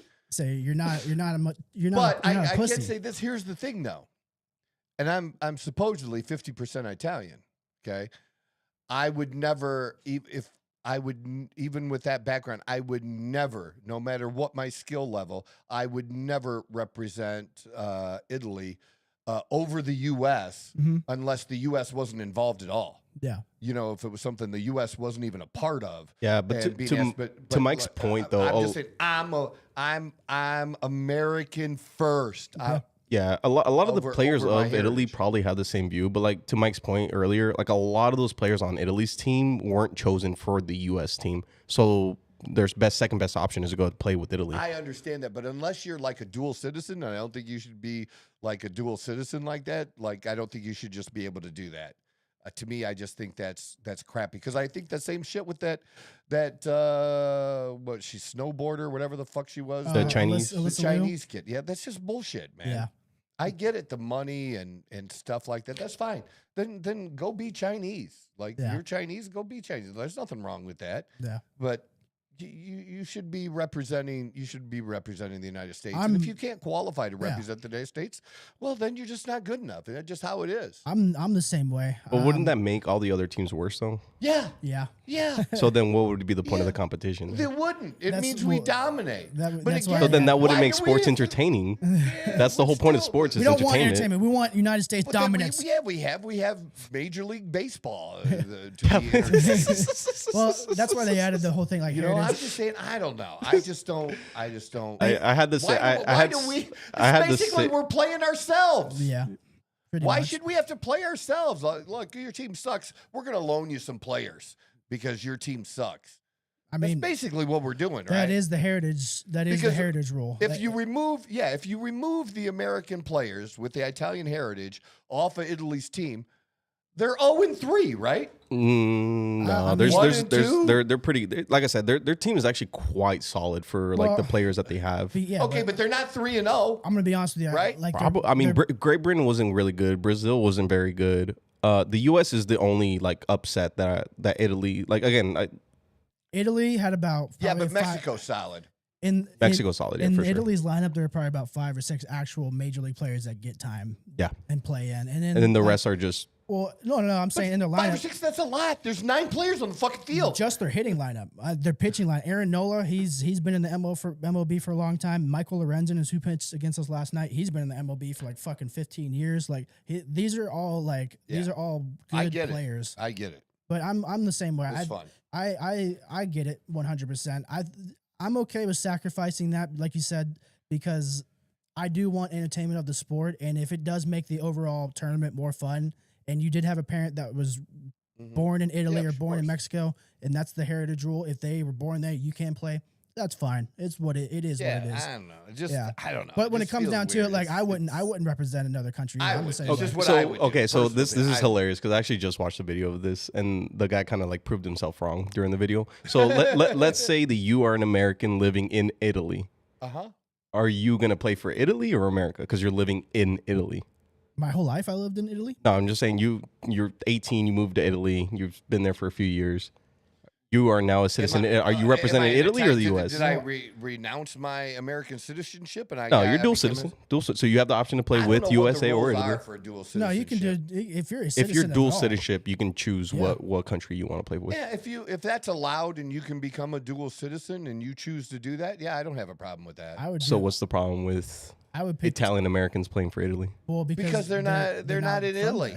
And they're not citizenship. They're not citizens. Yeah, they're of not that dual country. citizens. But their family is from Italy. So what? The thing is, I agree with Troy, but I see your side. I agree with Troy as well. Like, I don't think that just because your parent is from somewhere, that necessarily means you have to play for that country. I'm not saying you have to play for them, but the option is open for you. I just if they do it, they do it. That's what the rules are. I'm just saying I would not do that. Yeah, no, I get that. No, I get that. I just wouldn't. Even if it was the only way I could participate in it, I wouldn't do it. That's another thing about a lot of these players is that they're getting the option to play. Like if they're not getting the option to play with the U.S. I totally get that, but like, there's no money associated with this, is there? Or very little? Yeah, you'll get like brand deals and all types of stuff. I think it's just bragging rights. Yeah. I'm not too sure about a prize pool or anything like that. You're not going to get a brand deal for this that you wouldn't get otherwise if you're not good enough to get a brand deal. Yeah, but like there's a lot of MLB teams watching the WBC, obviously. So if they're doing like that pitcher from Italy, different than scouting somebody from the minors. Well, no, I mean he does have a point. Like it gives you because you're playing against top prospects. They're not doing this for the money. They're doing it more to play. Yeah, to just play like you would participate in the Olympics, even though there's probably more money in the Olympics than there is this. 100%. Well, that's what I'm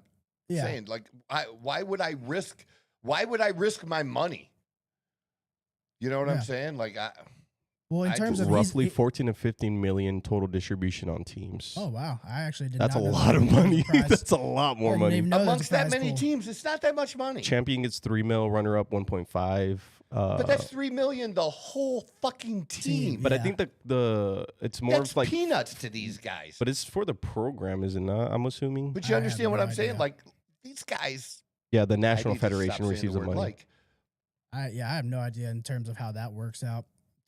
To be honest with you, I've never even looked into it.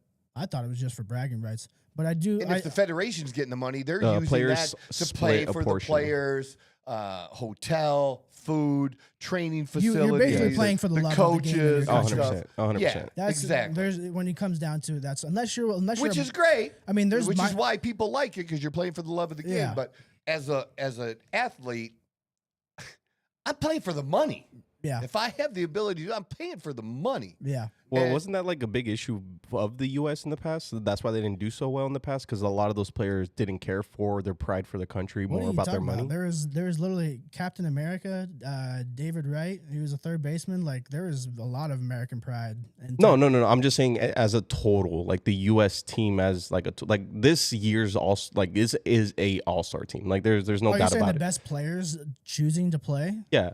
Because like wasn't that like a big thing for the U.S. in the WBCs? Like a lot of those players really didn't care to play into it. Well, I'm sure it might have been that way for some when it first started because it's relatively new compared to these other world tournaments. It started in 2006 or whatever. So like it was. I'm sure once they, But really, the biggest one was the last one. Yeah. You know what I mean? Because of Japan. I'm and just America, going to say, in 2006, I have no recollection of the WBC Classic at all in 2006. None. But you saw my hat. I have a hat. Well, that was the last one played. Oh yeah. And I'm a sports guy. I'm into fucking sports. Yeah. I mean, Ohtani versus Mike Trout, former teammates. Absolutely. Like that was a picture perfect ending to that. So real quick too, and then we'll go to the NFL quick and wrap things up. But so Dawn and I have gotten into watching the F1 series on Netflix. And it's been really, really interesting. We've enjoyed watching it. We're probably at towards the end of season 5, and there's 8 total seasons. And while we were actually in Nashville, we were able to, on Saturday night, because we don't go out and hang at the bar, we're back in the hotel room, through Apple TV, watch the first race of the year, which was a really good race. I tell you what, for an hour and 40 minutes, which is how long the race lasted, I kind of like that, like for the amount of time that you're not investing 3.5, 4 hours in a race. You know what I mean? That's a lot of time. But again, when like in NASCAR, I've liked NASCAR before. Yeah, but the thing is that NASCAR is about drinking beer. Let's be honest. Well, you're there for fucking 6 hours, so pretty you sure got to do F1 something to is fill the your same time. way. And F1 is probably about drinking champagne. Yeah. I mean, Well, it's much totally classier. different thing. It's a whole different thing. And so I've done a bunch of research on watches, again, and the sponsorship of watches. How about this? So Tag Heuer was the big watch for a number of years, and the official timekeeper. And then in the earlier 2000s, Rolex took over. And just how you see at every golf course, you see Rolex behind the tee, or at a tennis tournament now, that you see Rolex on the wall they're like the of big, the tennis tournaments. more so, I think. Yeah, Isn't that like huge. Rolex is the thing for them? Yes. Yeah. But they are for the PGA as well. Well, Rolex was for Tag Heuer. Well, when we're watching the series, we see Rolex. When we watch the first race of the year, I see Tag Heuer. So I'm like, oh, well, when did this happen? I started doing, research on that. How about this? I did not know this as a watch guy, but the owner of Tag Heuer is LVMH or LVHM, which is Louis Vuitton, Hermes, Monet. Yeah. Monet, which is the champagne. So think about that. That guy, up until this latest spike that Elon Musk has gotten, the top shareholder of Louis Vuitton was often trading places as the richest man in the world. And he's probably in the top 3 now. Yeah. So to take away the sponsorship from Rolex, this is the amount of money. $1 billion they paid to be the watch and official timekeeper for F1 for 10 years. That's $100 million a year. Do you know how many fucking purses that's pretty you gotta cheap for that, sell? no? I don't know. I think that's a shit ton of money. For 10 years, Now, though? obviously, $100 million a year. That look, obviously it's worth it to them, or they wouldn't do it, because they're a successful company and their shareholders are very happy because the stock's gone up and done very, very well, as it's done for its main stockholder and everybody else. But it just seems like just that alone, because they have other expenses, but to that be one of your expenses, $100 million a year, because it's but F1's also like the biggest sport in the world right now, is it not? I don't know if it's the biggest, but it's like 20. There's 22 teams now. 21 teams. I have no idea. I don't really watch.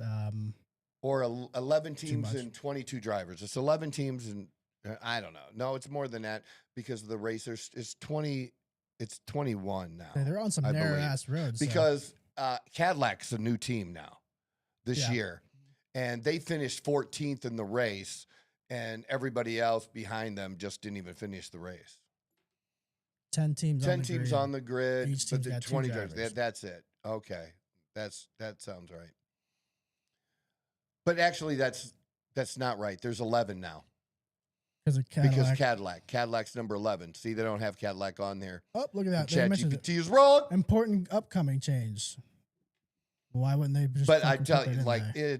we've had just a fun time with it, and we haven't finished our 007 yet. We're going to go back to finish our 007 movies, but it's been interesting because some of the players in the current season, you know, obviously are still drivers. It's so cutthroat. Yeah, so you're following it like almost Yeah, in real because your time. two top drivers, Verstappen and Lewis Hamilton, are in the 60 to $70 million a year range. Yeah. Because they can spend any amount of money on drivers they want. Yep. But there is a limit to how much they can spend on cars. Yeah. And that whole thing, which is kind of cool. Lewis Hamilton's a part But I owner tell of you, the I Broncos. don't like the new rules. I'm already opinionated about this. What new I rules? don't understand it. That it's totally changing. That they allow a power battery to be put in the car. And think of it, to me, this is how I think of it, is I think of it like nitrous oxide. You know, you hit a button and you get that boost. And you can only use this electric power boost when you're within 1 second of the driver ahead of you. So I assume they allow this power boost so that a car can get by, so there's less of a chance maybe at wrecks and other things like that. But whatever. But then it can also slow you down because that battery has to recharge. It's really weird, and the drivers don't have a handle on it yet because it's brand new. Yeah. But it's just like I just don't. So it's like weird. I don't like it. It's like Just saying I don't like it's like it. how they have Just- to change their tire, but like a little bit more complex than that though. Yeah, it's how you use this power It's strategic. boost. For They, sure. And I will go ahead. Oh, I was gonna say they also added there was like a back wing or whatever that they changed because of like draft or whatever. Downdraft. And then there was one team that I don't know if it was on accident. A lot of people were saying it was on accident, but they installed it backwards basically. And the It was probably Mercedes. but the aerodynamics actually it's much better that way. So, I wasn't sure if I didn't read into it too much. They just put it in differently. Yeah, but apparently it does help the drag much better in I'm the car. sure. So I don't know if it was a mistake or not, but I saw a bunch of I memes think about that that. NASCAR is much more strict about keeping the cars the same than F1 is. But here's a couple of things that I'll say. So one, I believe it was in season 4, early in season 4. Well, there's 3 things I want to get to. So the first one is there was this crash. I forget the driver's name off the top of my head, but there's this crash. That's the craziest crash that I've ever seen. And I've even seen crazy crashes in person on racetracks. But it literally split the car at his back. So you see this car go into this wall or median, explode into the biggest ball of flame. The whole thing is engulfed in flames. And you don't see the driver because you see half of the car here and half of the car here, and the driver's not in the car here. And it goes on for that like 2 minutes. And the longer it goes on, you're freaking the fuck out because you're like, this guy is dead. Yeah. Because they've already lost a driver in a previous season to this. It happens, you know, it's that dangerous. Mhm. But it's way safer than you would think at those speeds. Yeah. Because this is just crazy to me because they keep showing these highlights from these drivers. Almost all of these drivers have been driving since they were like 5 years old or something, driving, you know, go-karts, fast go-karts. Yeah. But those go-karts, if they hit and collide and flip over, are way the fuck more dangerous Yeah. than the F1 going 200 even miles close an to same hour safety because standards. there's no roll bar, Yeah. nothing. It's crazy. But anyways, the guy emerges, literally pulls himself up and over out of it, and he ended up having severely burned hands and arms and stuff had to be grafted. But he survived this, and you're like, nobody can survive this. And I guess he retired from F1 then, because how can you do that? You're not Get gonna be back able- to You're yeah. not going to be the same person. And you can't But I do guess that he tried twice. NASCAR, but Yeah. it was so crazy. That was crazy. The other thing I got from watching the series is how fucking crazy we all were during the pandemic. And watching, I'm the 3rd season now, watching these idiots in masks Yeah. outside. Outside, and the image they wanted to portray and what they're telling the drivers to do. Oh my God. Like, we're going to look back the further we get away from COVID and look back and see how stupid everybody was. I mean, I already know that. I've accepted that people were fucking stupid. But I think it's going to become more and more and more. Amplified, It's just so ridiculous. It's so ridiculous watching this in their stupid fucking mask. And then what? I had a third thing too, didn't I? I said I had 3 things, but those were Those are the main things. So then this season, I think it was 21. Anyways, it's the end of the season. It's the last race, literally the last race, and there's an accident, and there's 1 lap remaining, and there's a group of cars that were a lap down that were behind Lewis Hamilton, who was number 1 then. And he was in the number 1 position. He was also at the top fighting for the individual championship.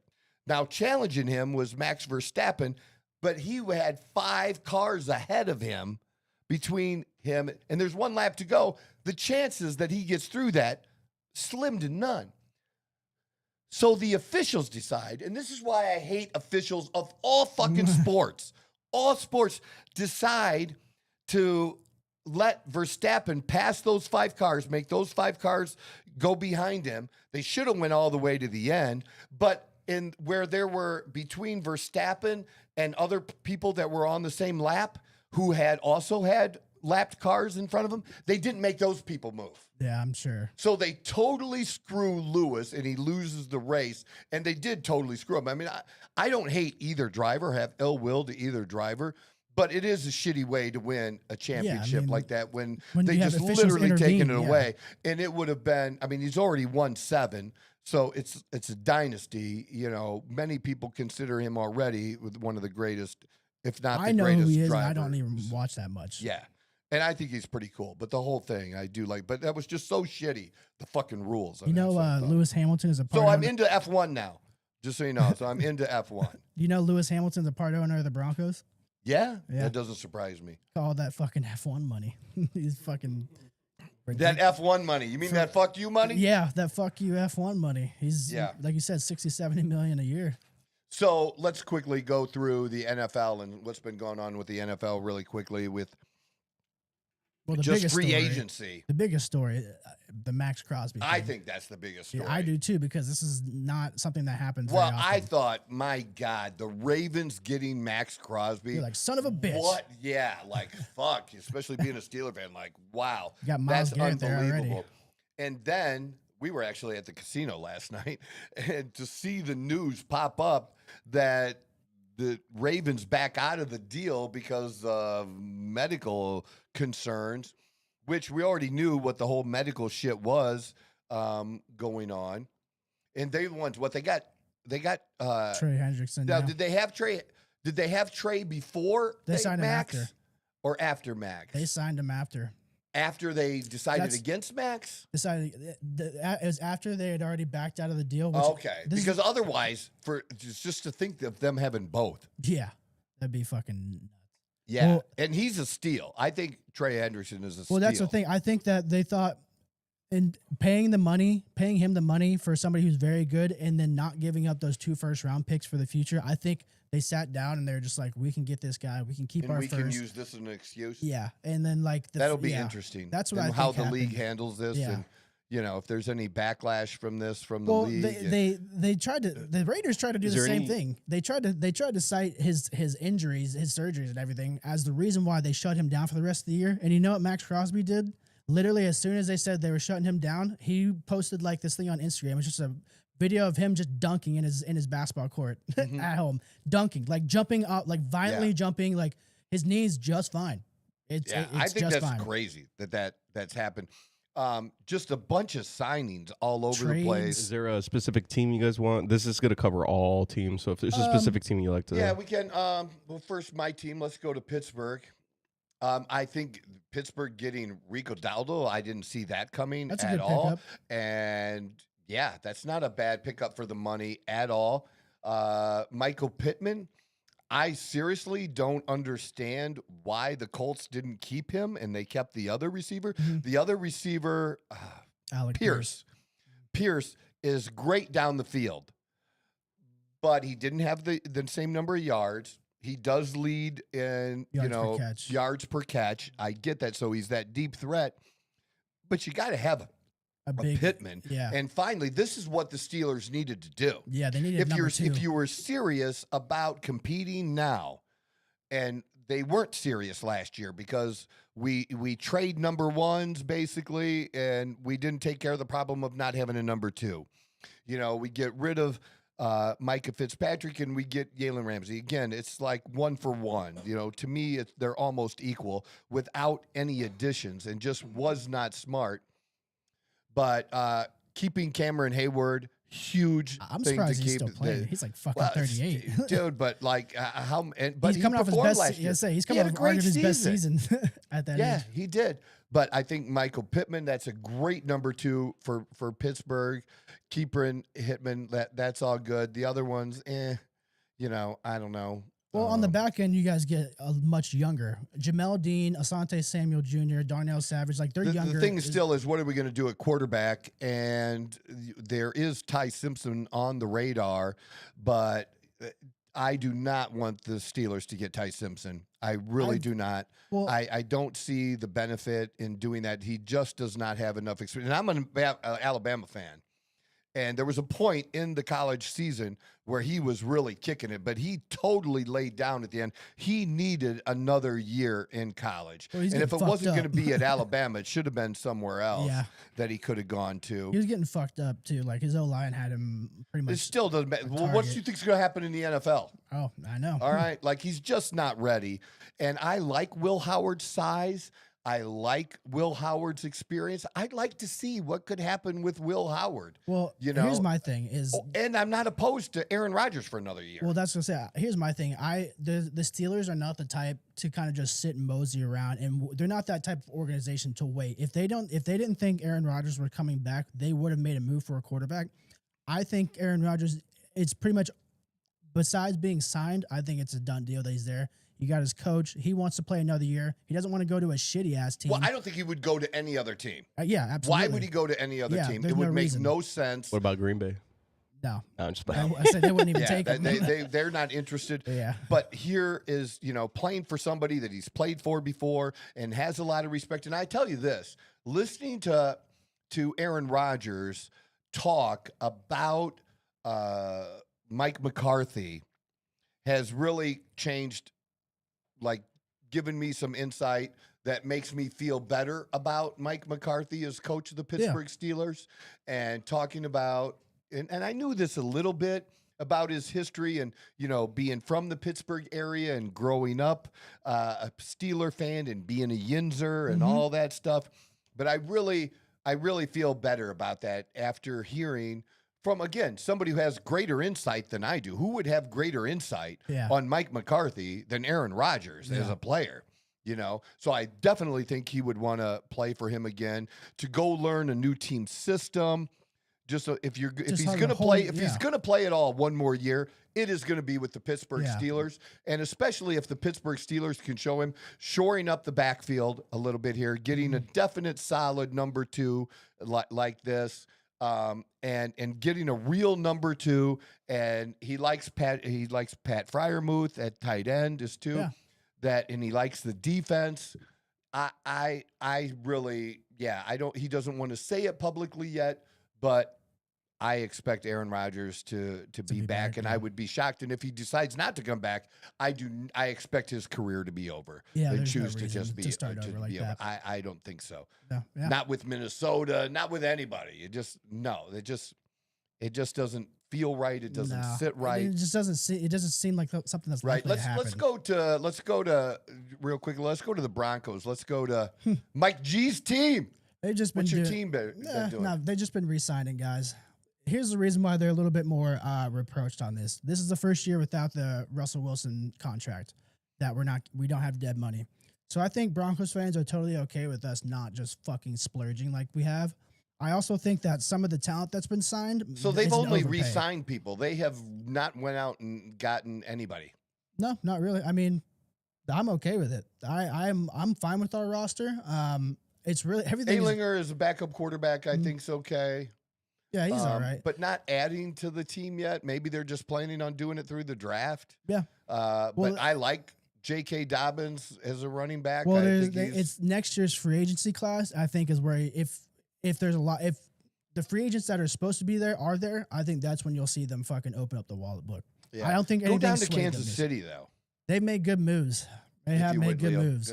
Because I think that's talk huge. of Mahomes leaving Kansas. No. That's never happening. But Kenneth Walker, I think that is a huge signing for them and definitely something that they needed. They didn't have somebody they could rely on and give the rock to over and over and over again. And whatever, like this whole idea that running backs can't carry a load of over 20 carries or more anymore is total bullshit. And somebody that can is Kenneth Walker. Yeah. He can definitely do that and has shown that. Travis Kelce, I don't look. The dude, is he as great as he once was? No. But he is still, at the very least, I think he's higher than this. But he's at a minimum better than half of the other tight ends in the league. Starting tight ends in the league. He's still top 5 tight end. I don't know about top 5. I would put him in the top 10. Tight end's pretty shallow though. Like it's man, when you look at the talent there. Recently, there's been a lot. Last of good year ones. there were a lot of good tight ends, man. If we go through the teams and Minnesota and the Lions and the Cardinals have a pretty decent tight end, don't yes, they? they do, Trey and McBride. even the Cardinals. Yeah, absolutely. He's one of the best. Absolutely, Yeah. is. One of And what a smart move by the Atlanta Falcons to get Tua, because whatever you think of Tua, to be able to get Tua for basically $1 million, because it's almost the same thing with Russ Wilson. It was almost the same deal that Miami is on the hook for his whole amount this year, minus whatever the other team pays him. And I don't know if there's a minimum or what the league rules are or what they have to pay him, but I'm sure it's probably not more than $1 million. No, it's usually just above vet minimum. Yeah, whatever that is. And so to have him as maybe a starting quarterback, maybe the backup because they have Michael Penix and, made that move. I think other teams should have been smarter about having for $1 million to have Tua on your roster for a year. I just don't understand. $1 million? Yeah, because injuries or no, because they got rid of him and he's got guaranteed money coming from Miami. So the Falcons, so Miami has to pay him whatever of the salary, which is a whole lot of money. It's like, I don't know, 40 or 50 million, dude. It's a stupid amount of money. But whatever the Falcons pay him gets subtracted from what Miami pays him. So let's say it was 50. Let's say he's due to get paid $50 million from Miami off the top of my head. Yeah. And the Falcons pay him $1 million. But now Miami only has to pay him 49. Yeah. But they're not going to pay him more because if they paid him more, they would have to pay him more than the $50 million for Miami to be off the whole hook. And nobody would do that. This is as close to a free transfer as possible. Then, yes, right? That's my point. Which That's is why it would be a great deal. Why weren't more teams?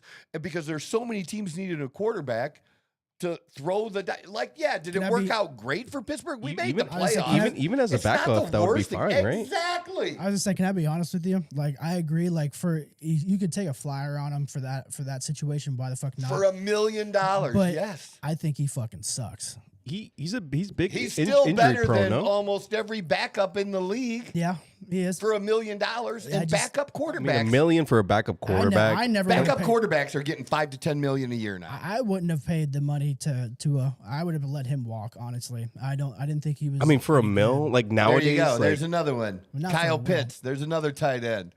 So there's a lot of good tight ends. He's top 10, but I still think it's just a shallow position in terms of who's the best. Yeah, So but I'm just saying with Kelce, if he wants to play, he absolutely should pay. He's absolutely better than He's most. better than at least half. So if he wants to play, So tell me, guys, Honestly, am I going to be having another year of disappointment or no? Well, yes, absolutely. It's going to be another year of disappointment, but this is good disappointment. And then here's really, because I think Minshew is a terrible choice as a backup quarterback. Absolutely, it's going to be it's going to be another 3-win season. Why weren't the Cardinals going after Tua? Did they keep Kyle Murray as well?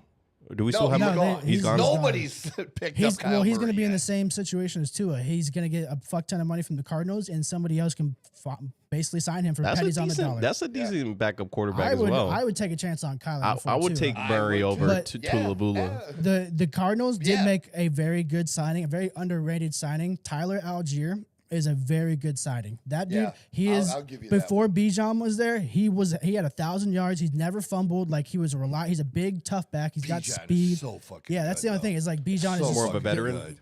Tyler. Yeah, he's been in the league for about 4 years now. Okay. and, So not and Bijan's been in about okay. 2. Yeah. But Tyler Algier is actually a really good pickup and something that needed. And you needed that James Conner type back, and he is that James Conner type. There's just been some crazy shit going on and some crazy money being spent. Yeah, go up to San Francisco, your team. Let's do your team because your team did Go good. down, Down down. under the Rams. Oh, there it is. Picking up Mike Evans. Yeah.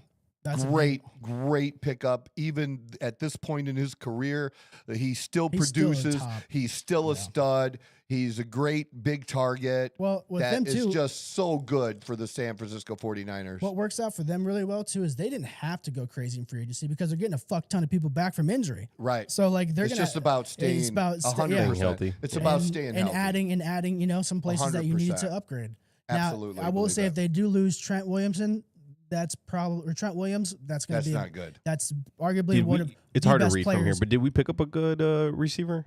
Or because Yeah, I know Mike we had Evans. Mike Evans. Mike Evans is a receiver. Good. Yeah. All right. He's from Yeah, Tampa. you He's picked up a been- great wide Beautiful. receiver. That's what we He's love had to hear. 1,000 yards receiving every year except this year because he had a really bad injury with his hamstrings. That's it. Yeah, I'm and sure we'll miss At Ayuk. least an okay addition on the offensive line, which they absolutely needed. They needed depth. That's Yeah. what they need.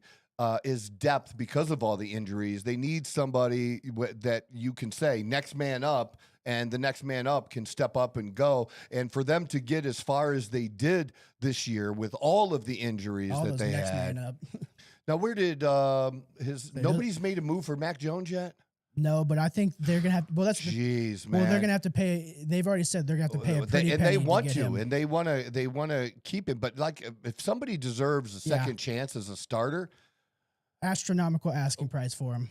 That's of why course. they don't. Why wanna would let they him want to go. keep him? The dude played. But here's the cool thing about this is, because there's still is all no matter how good he does. There's just never been this ever-ending hate for Brock Purdy and what he's done and what he's accomplished, and he doesn't get the credit. Shanahan gets the credit, right? The coach gets the credit. No credit is given to Brock Purdy. And then, so finally, the other people who stepped in couldn't do it, what Brock Purdy did. But all of a sudden, Mac Jones goes in, and Mac Jones shows the fuck up and wins and did. So they're saying, is it really Purdy? Because Mac Jones just did it. And Brock Purdy came back and did even better. And I love Brock Purdy, and I think, but I also, being an Alabama fan, I've always liked Mac Jones. I think Mac Jones would be a good get. If Pittsburgh wanted to, if Aaron Rodgers wasn't available and they wanted to go after a Mac Jones as a starting quarterback, I'm for that. But again, I'm really about giving Will Howard a chance. I think he has the criteria or the things you look for as far as size and arm strength and just a smart kid. And yeah, Well, that's the thing about. I want to see him get a chance. Well, that's the thing about Brock Purdy is why the second people have a chance to talk about him, it always comes up because he doesn't wow you from a physical standpoint. Well, everything that he does well is mental, and he can read defenses better. He can run an offense better than most quarterbacks. And and they think that's just like hiking the ball. No, that's telling everybody where they're supposed to be based on the alignment. That's communicating with their players, making sure everybody's on the same page. Yep. And he's also very good at the timing same routes. thing that they used to say about Tom Brady. System quarterback. Yeah. It's just the system. You still got to run the fucking system. Yeah. And everybody is not able to do that. That's- So he gets so a I ton think of that's praise for good to that. see what they do in the draft, coming up too. But When think does the that's draft? When is the draft? It's in April. Okay. Yeah, like middle of April. Hmm. It's in Pittsburgh. I was thinking it was next year in Pittsburgh, not this year in Pittsburgh. Taking a So little that trip would to be Pittsburgh cool. or what? Man, it's April, man. Fuck that shit, man. Not I was April just in Arizona. Nashville. The only look, I'm going to be going back to Ohio anyways to visit my dad, and fuck that, man. The only thing that got me to Nashville, honestly, at this time of year was that grandbaby. You know, that would do it. And I love my daughter, but I would have waited a couple months just to see her. But with the granddaughter, won't be that much different. Love you, babe. But that baby of yours is so fucking awesome. She's great. And it's just great to see them as a family. And my daughter just being such a great mother. And I'm so happy for them. And yeah, it was just awesome. It was a good time. I wish we could have had a little more time there. You know, I'd love to see her every day if I could and have her in my life like that. But I will be going on a regular basis back to Nashville, even in times of weather that I don't fucking like. I'll still be doing that. But, you know, if I can avoid that, I will. Oh, trust me. I tell my family all the time, like, when are you going to It's visit awesome me here? I love it here. Come to Arizona. I love it. Yeah, come to Arizona. Why should I come to you? Come to Arizona. Like, God damn. I'll pay for you to come here. Well, I can't Arizona is do that, amazing. They're going to have Love to pay it. for themselves. But Fuck yeah. Well, loving the game I at that totally point. get it. Yeah. No, I totally feel you on that. All right. Any closing statements? Any closing any thoughts? Just closing thoughts, you know, we got to keep perspective and stay focused on what we can control in our own lives and focus on that and do those things. Time is short. You don't have the time you think that you do. Do the things that you want and that you can. Don't put it off. If there's a possibility that you can do it, do it. If there's something you can chase it, and live your best life. This is the Outlaw Apostle Podcast. I'm your host, Troy Neff. I'm the fucking guy.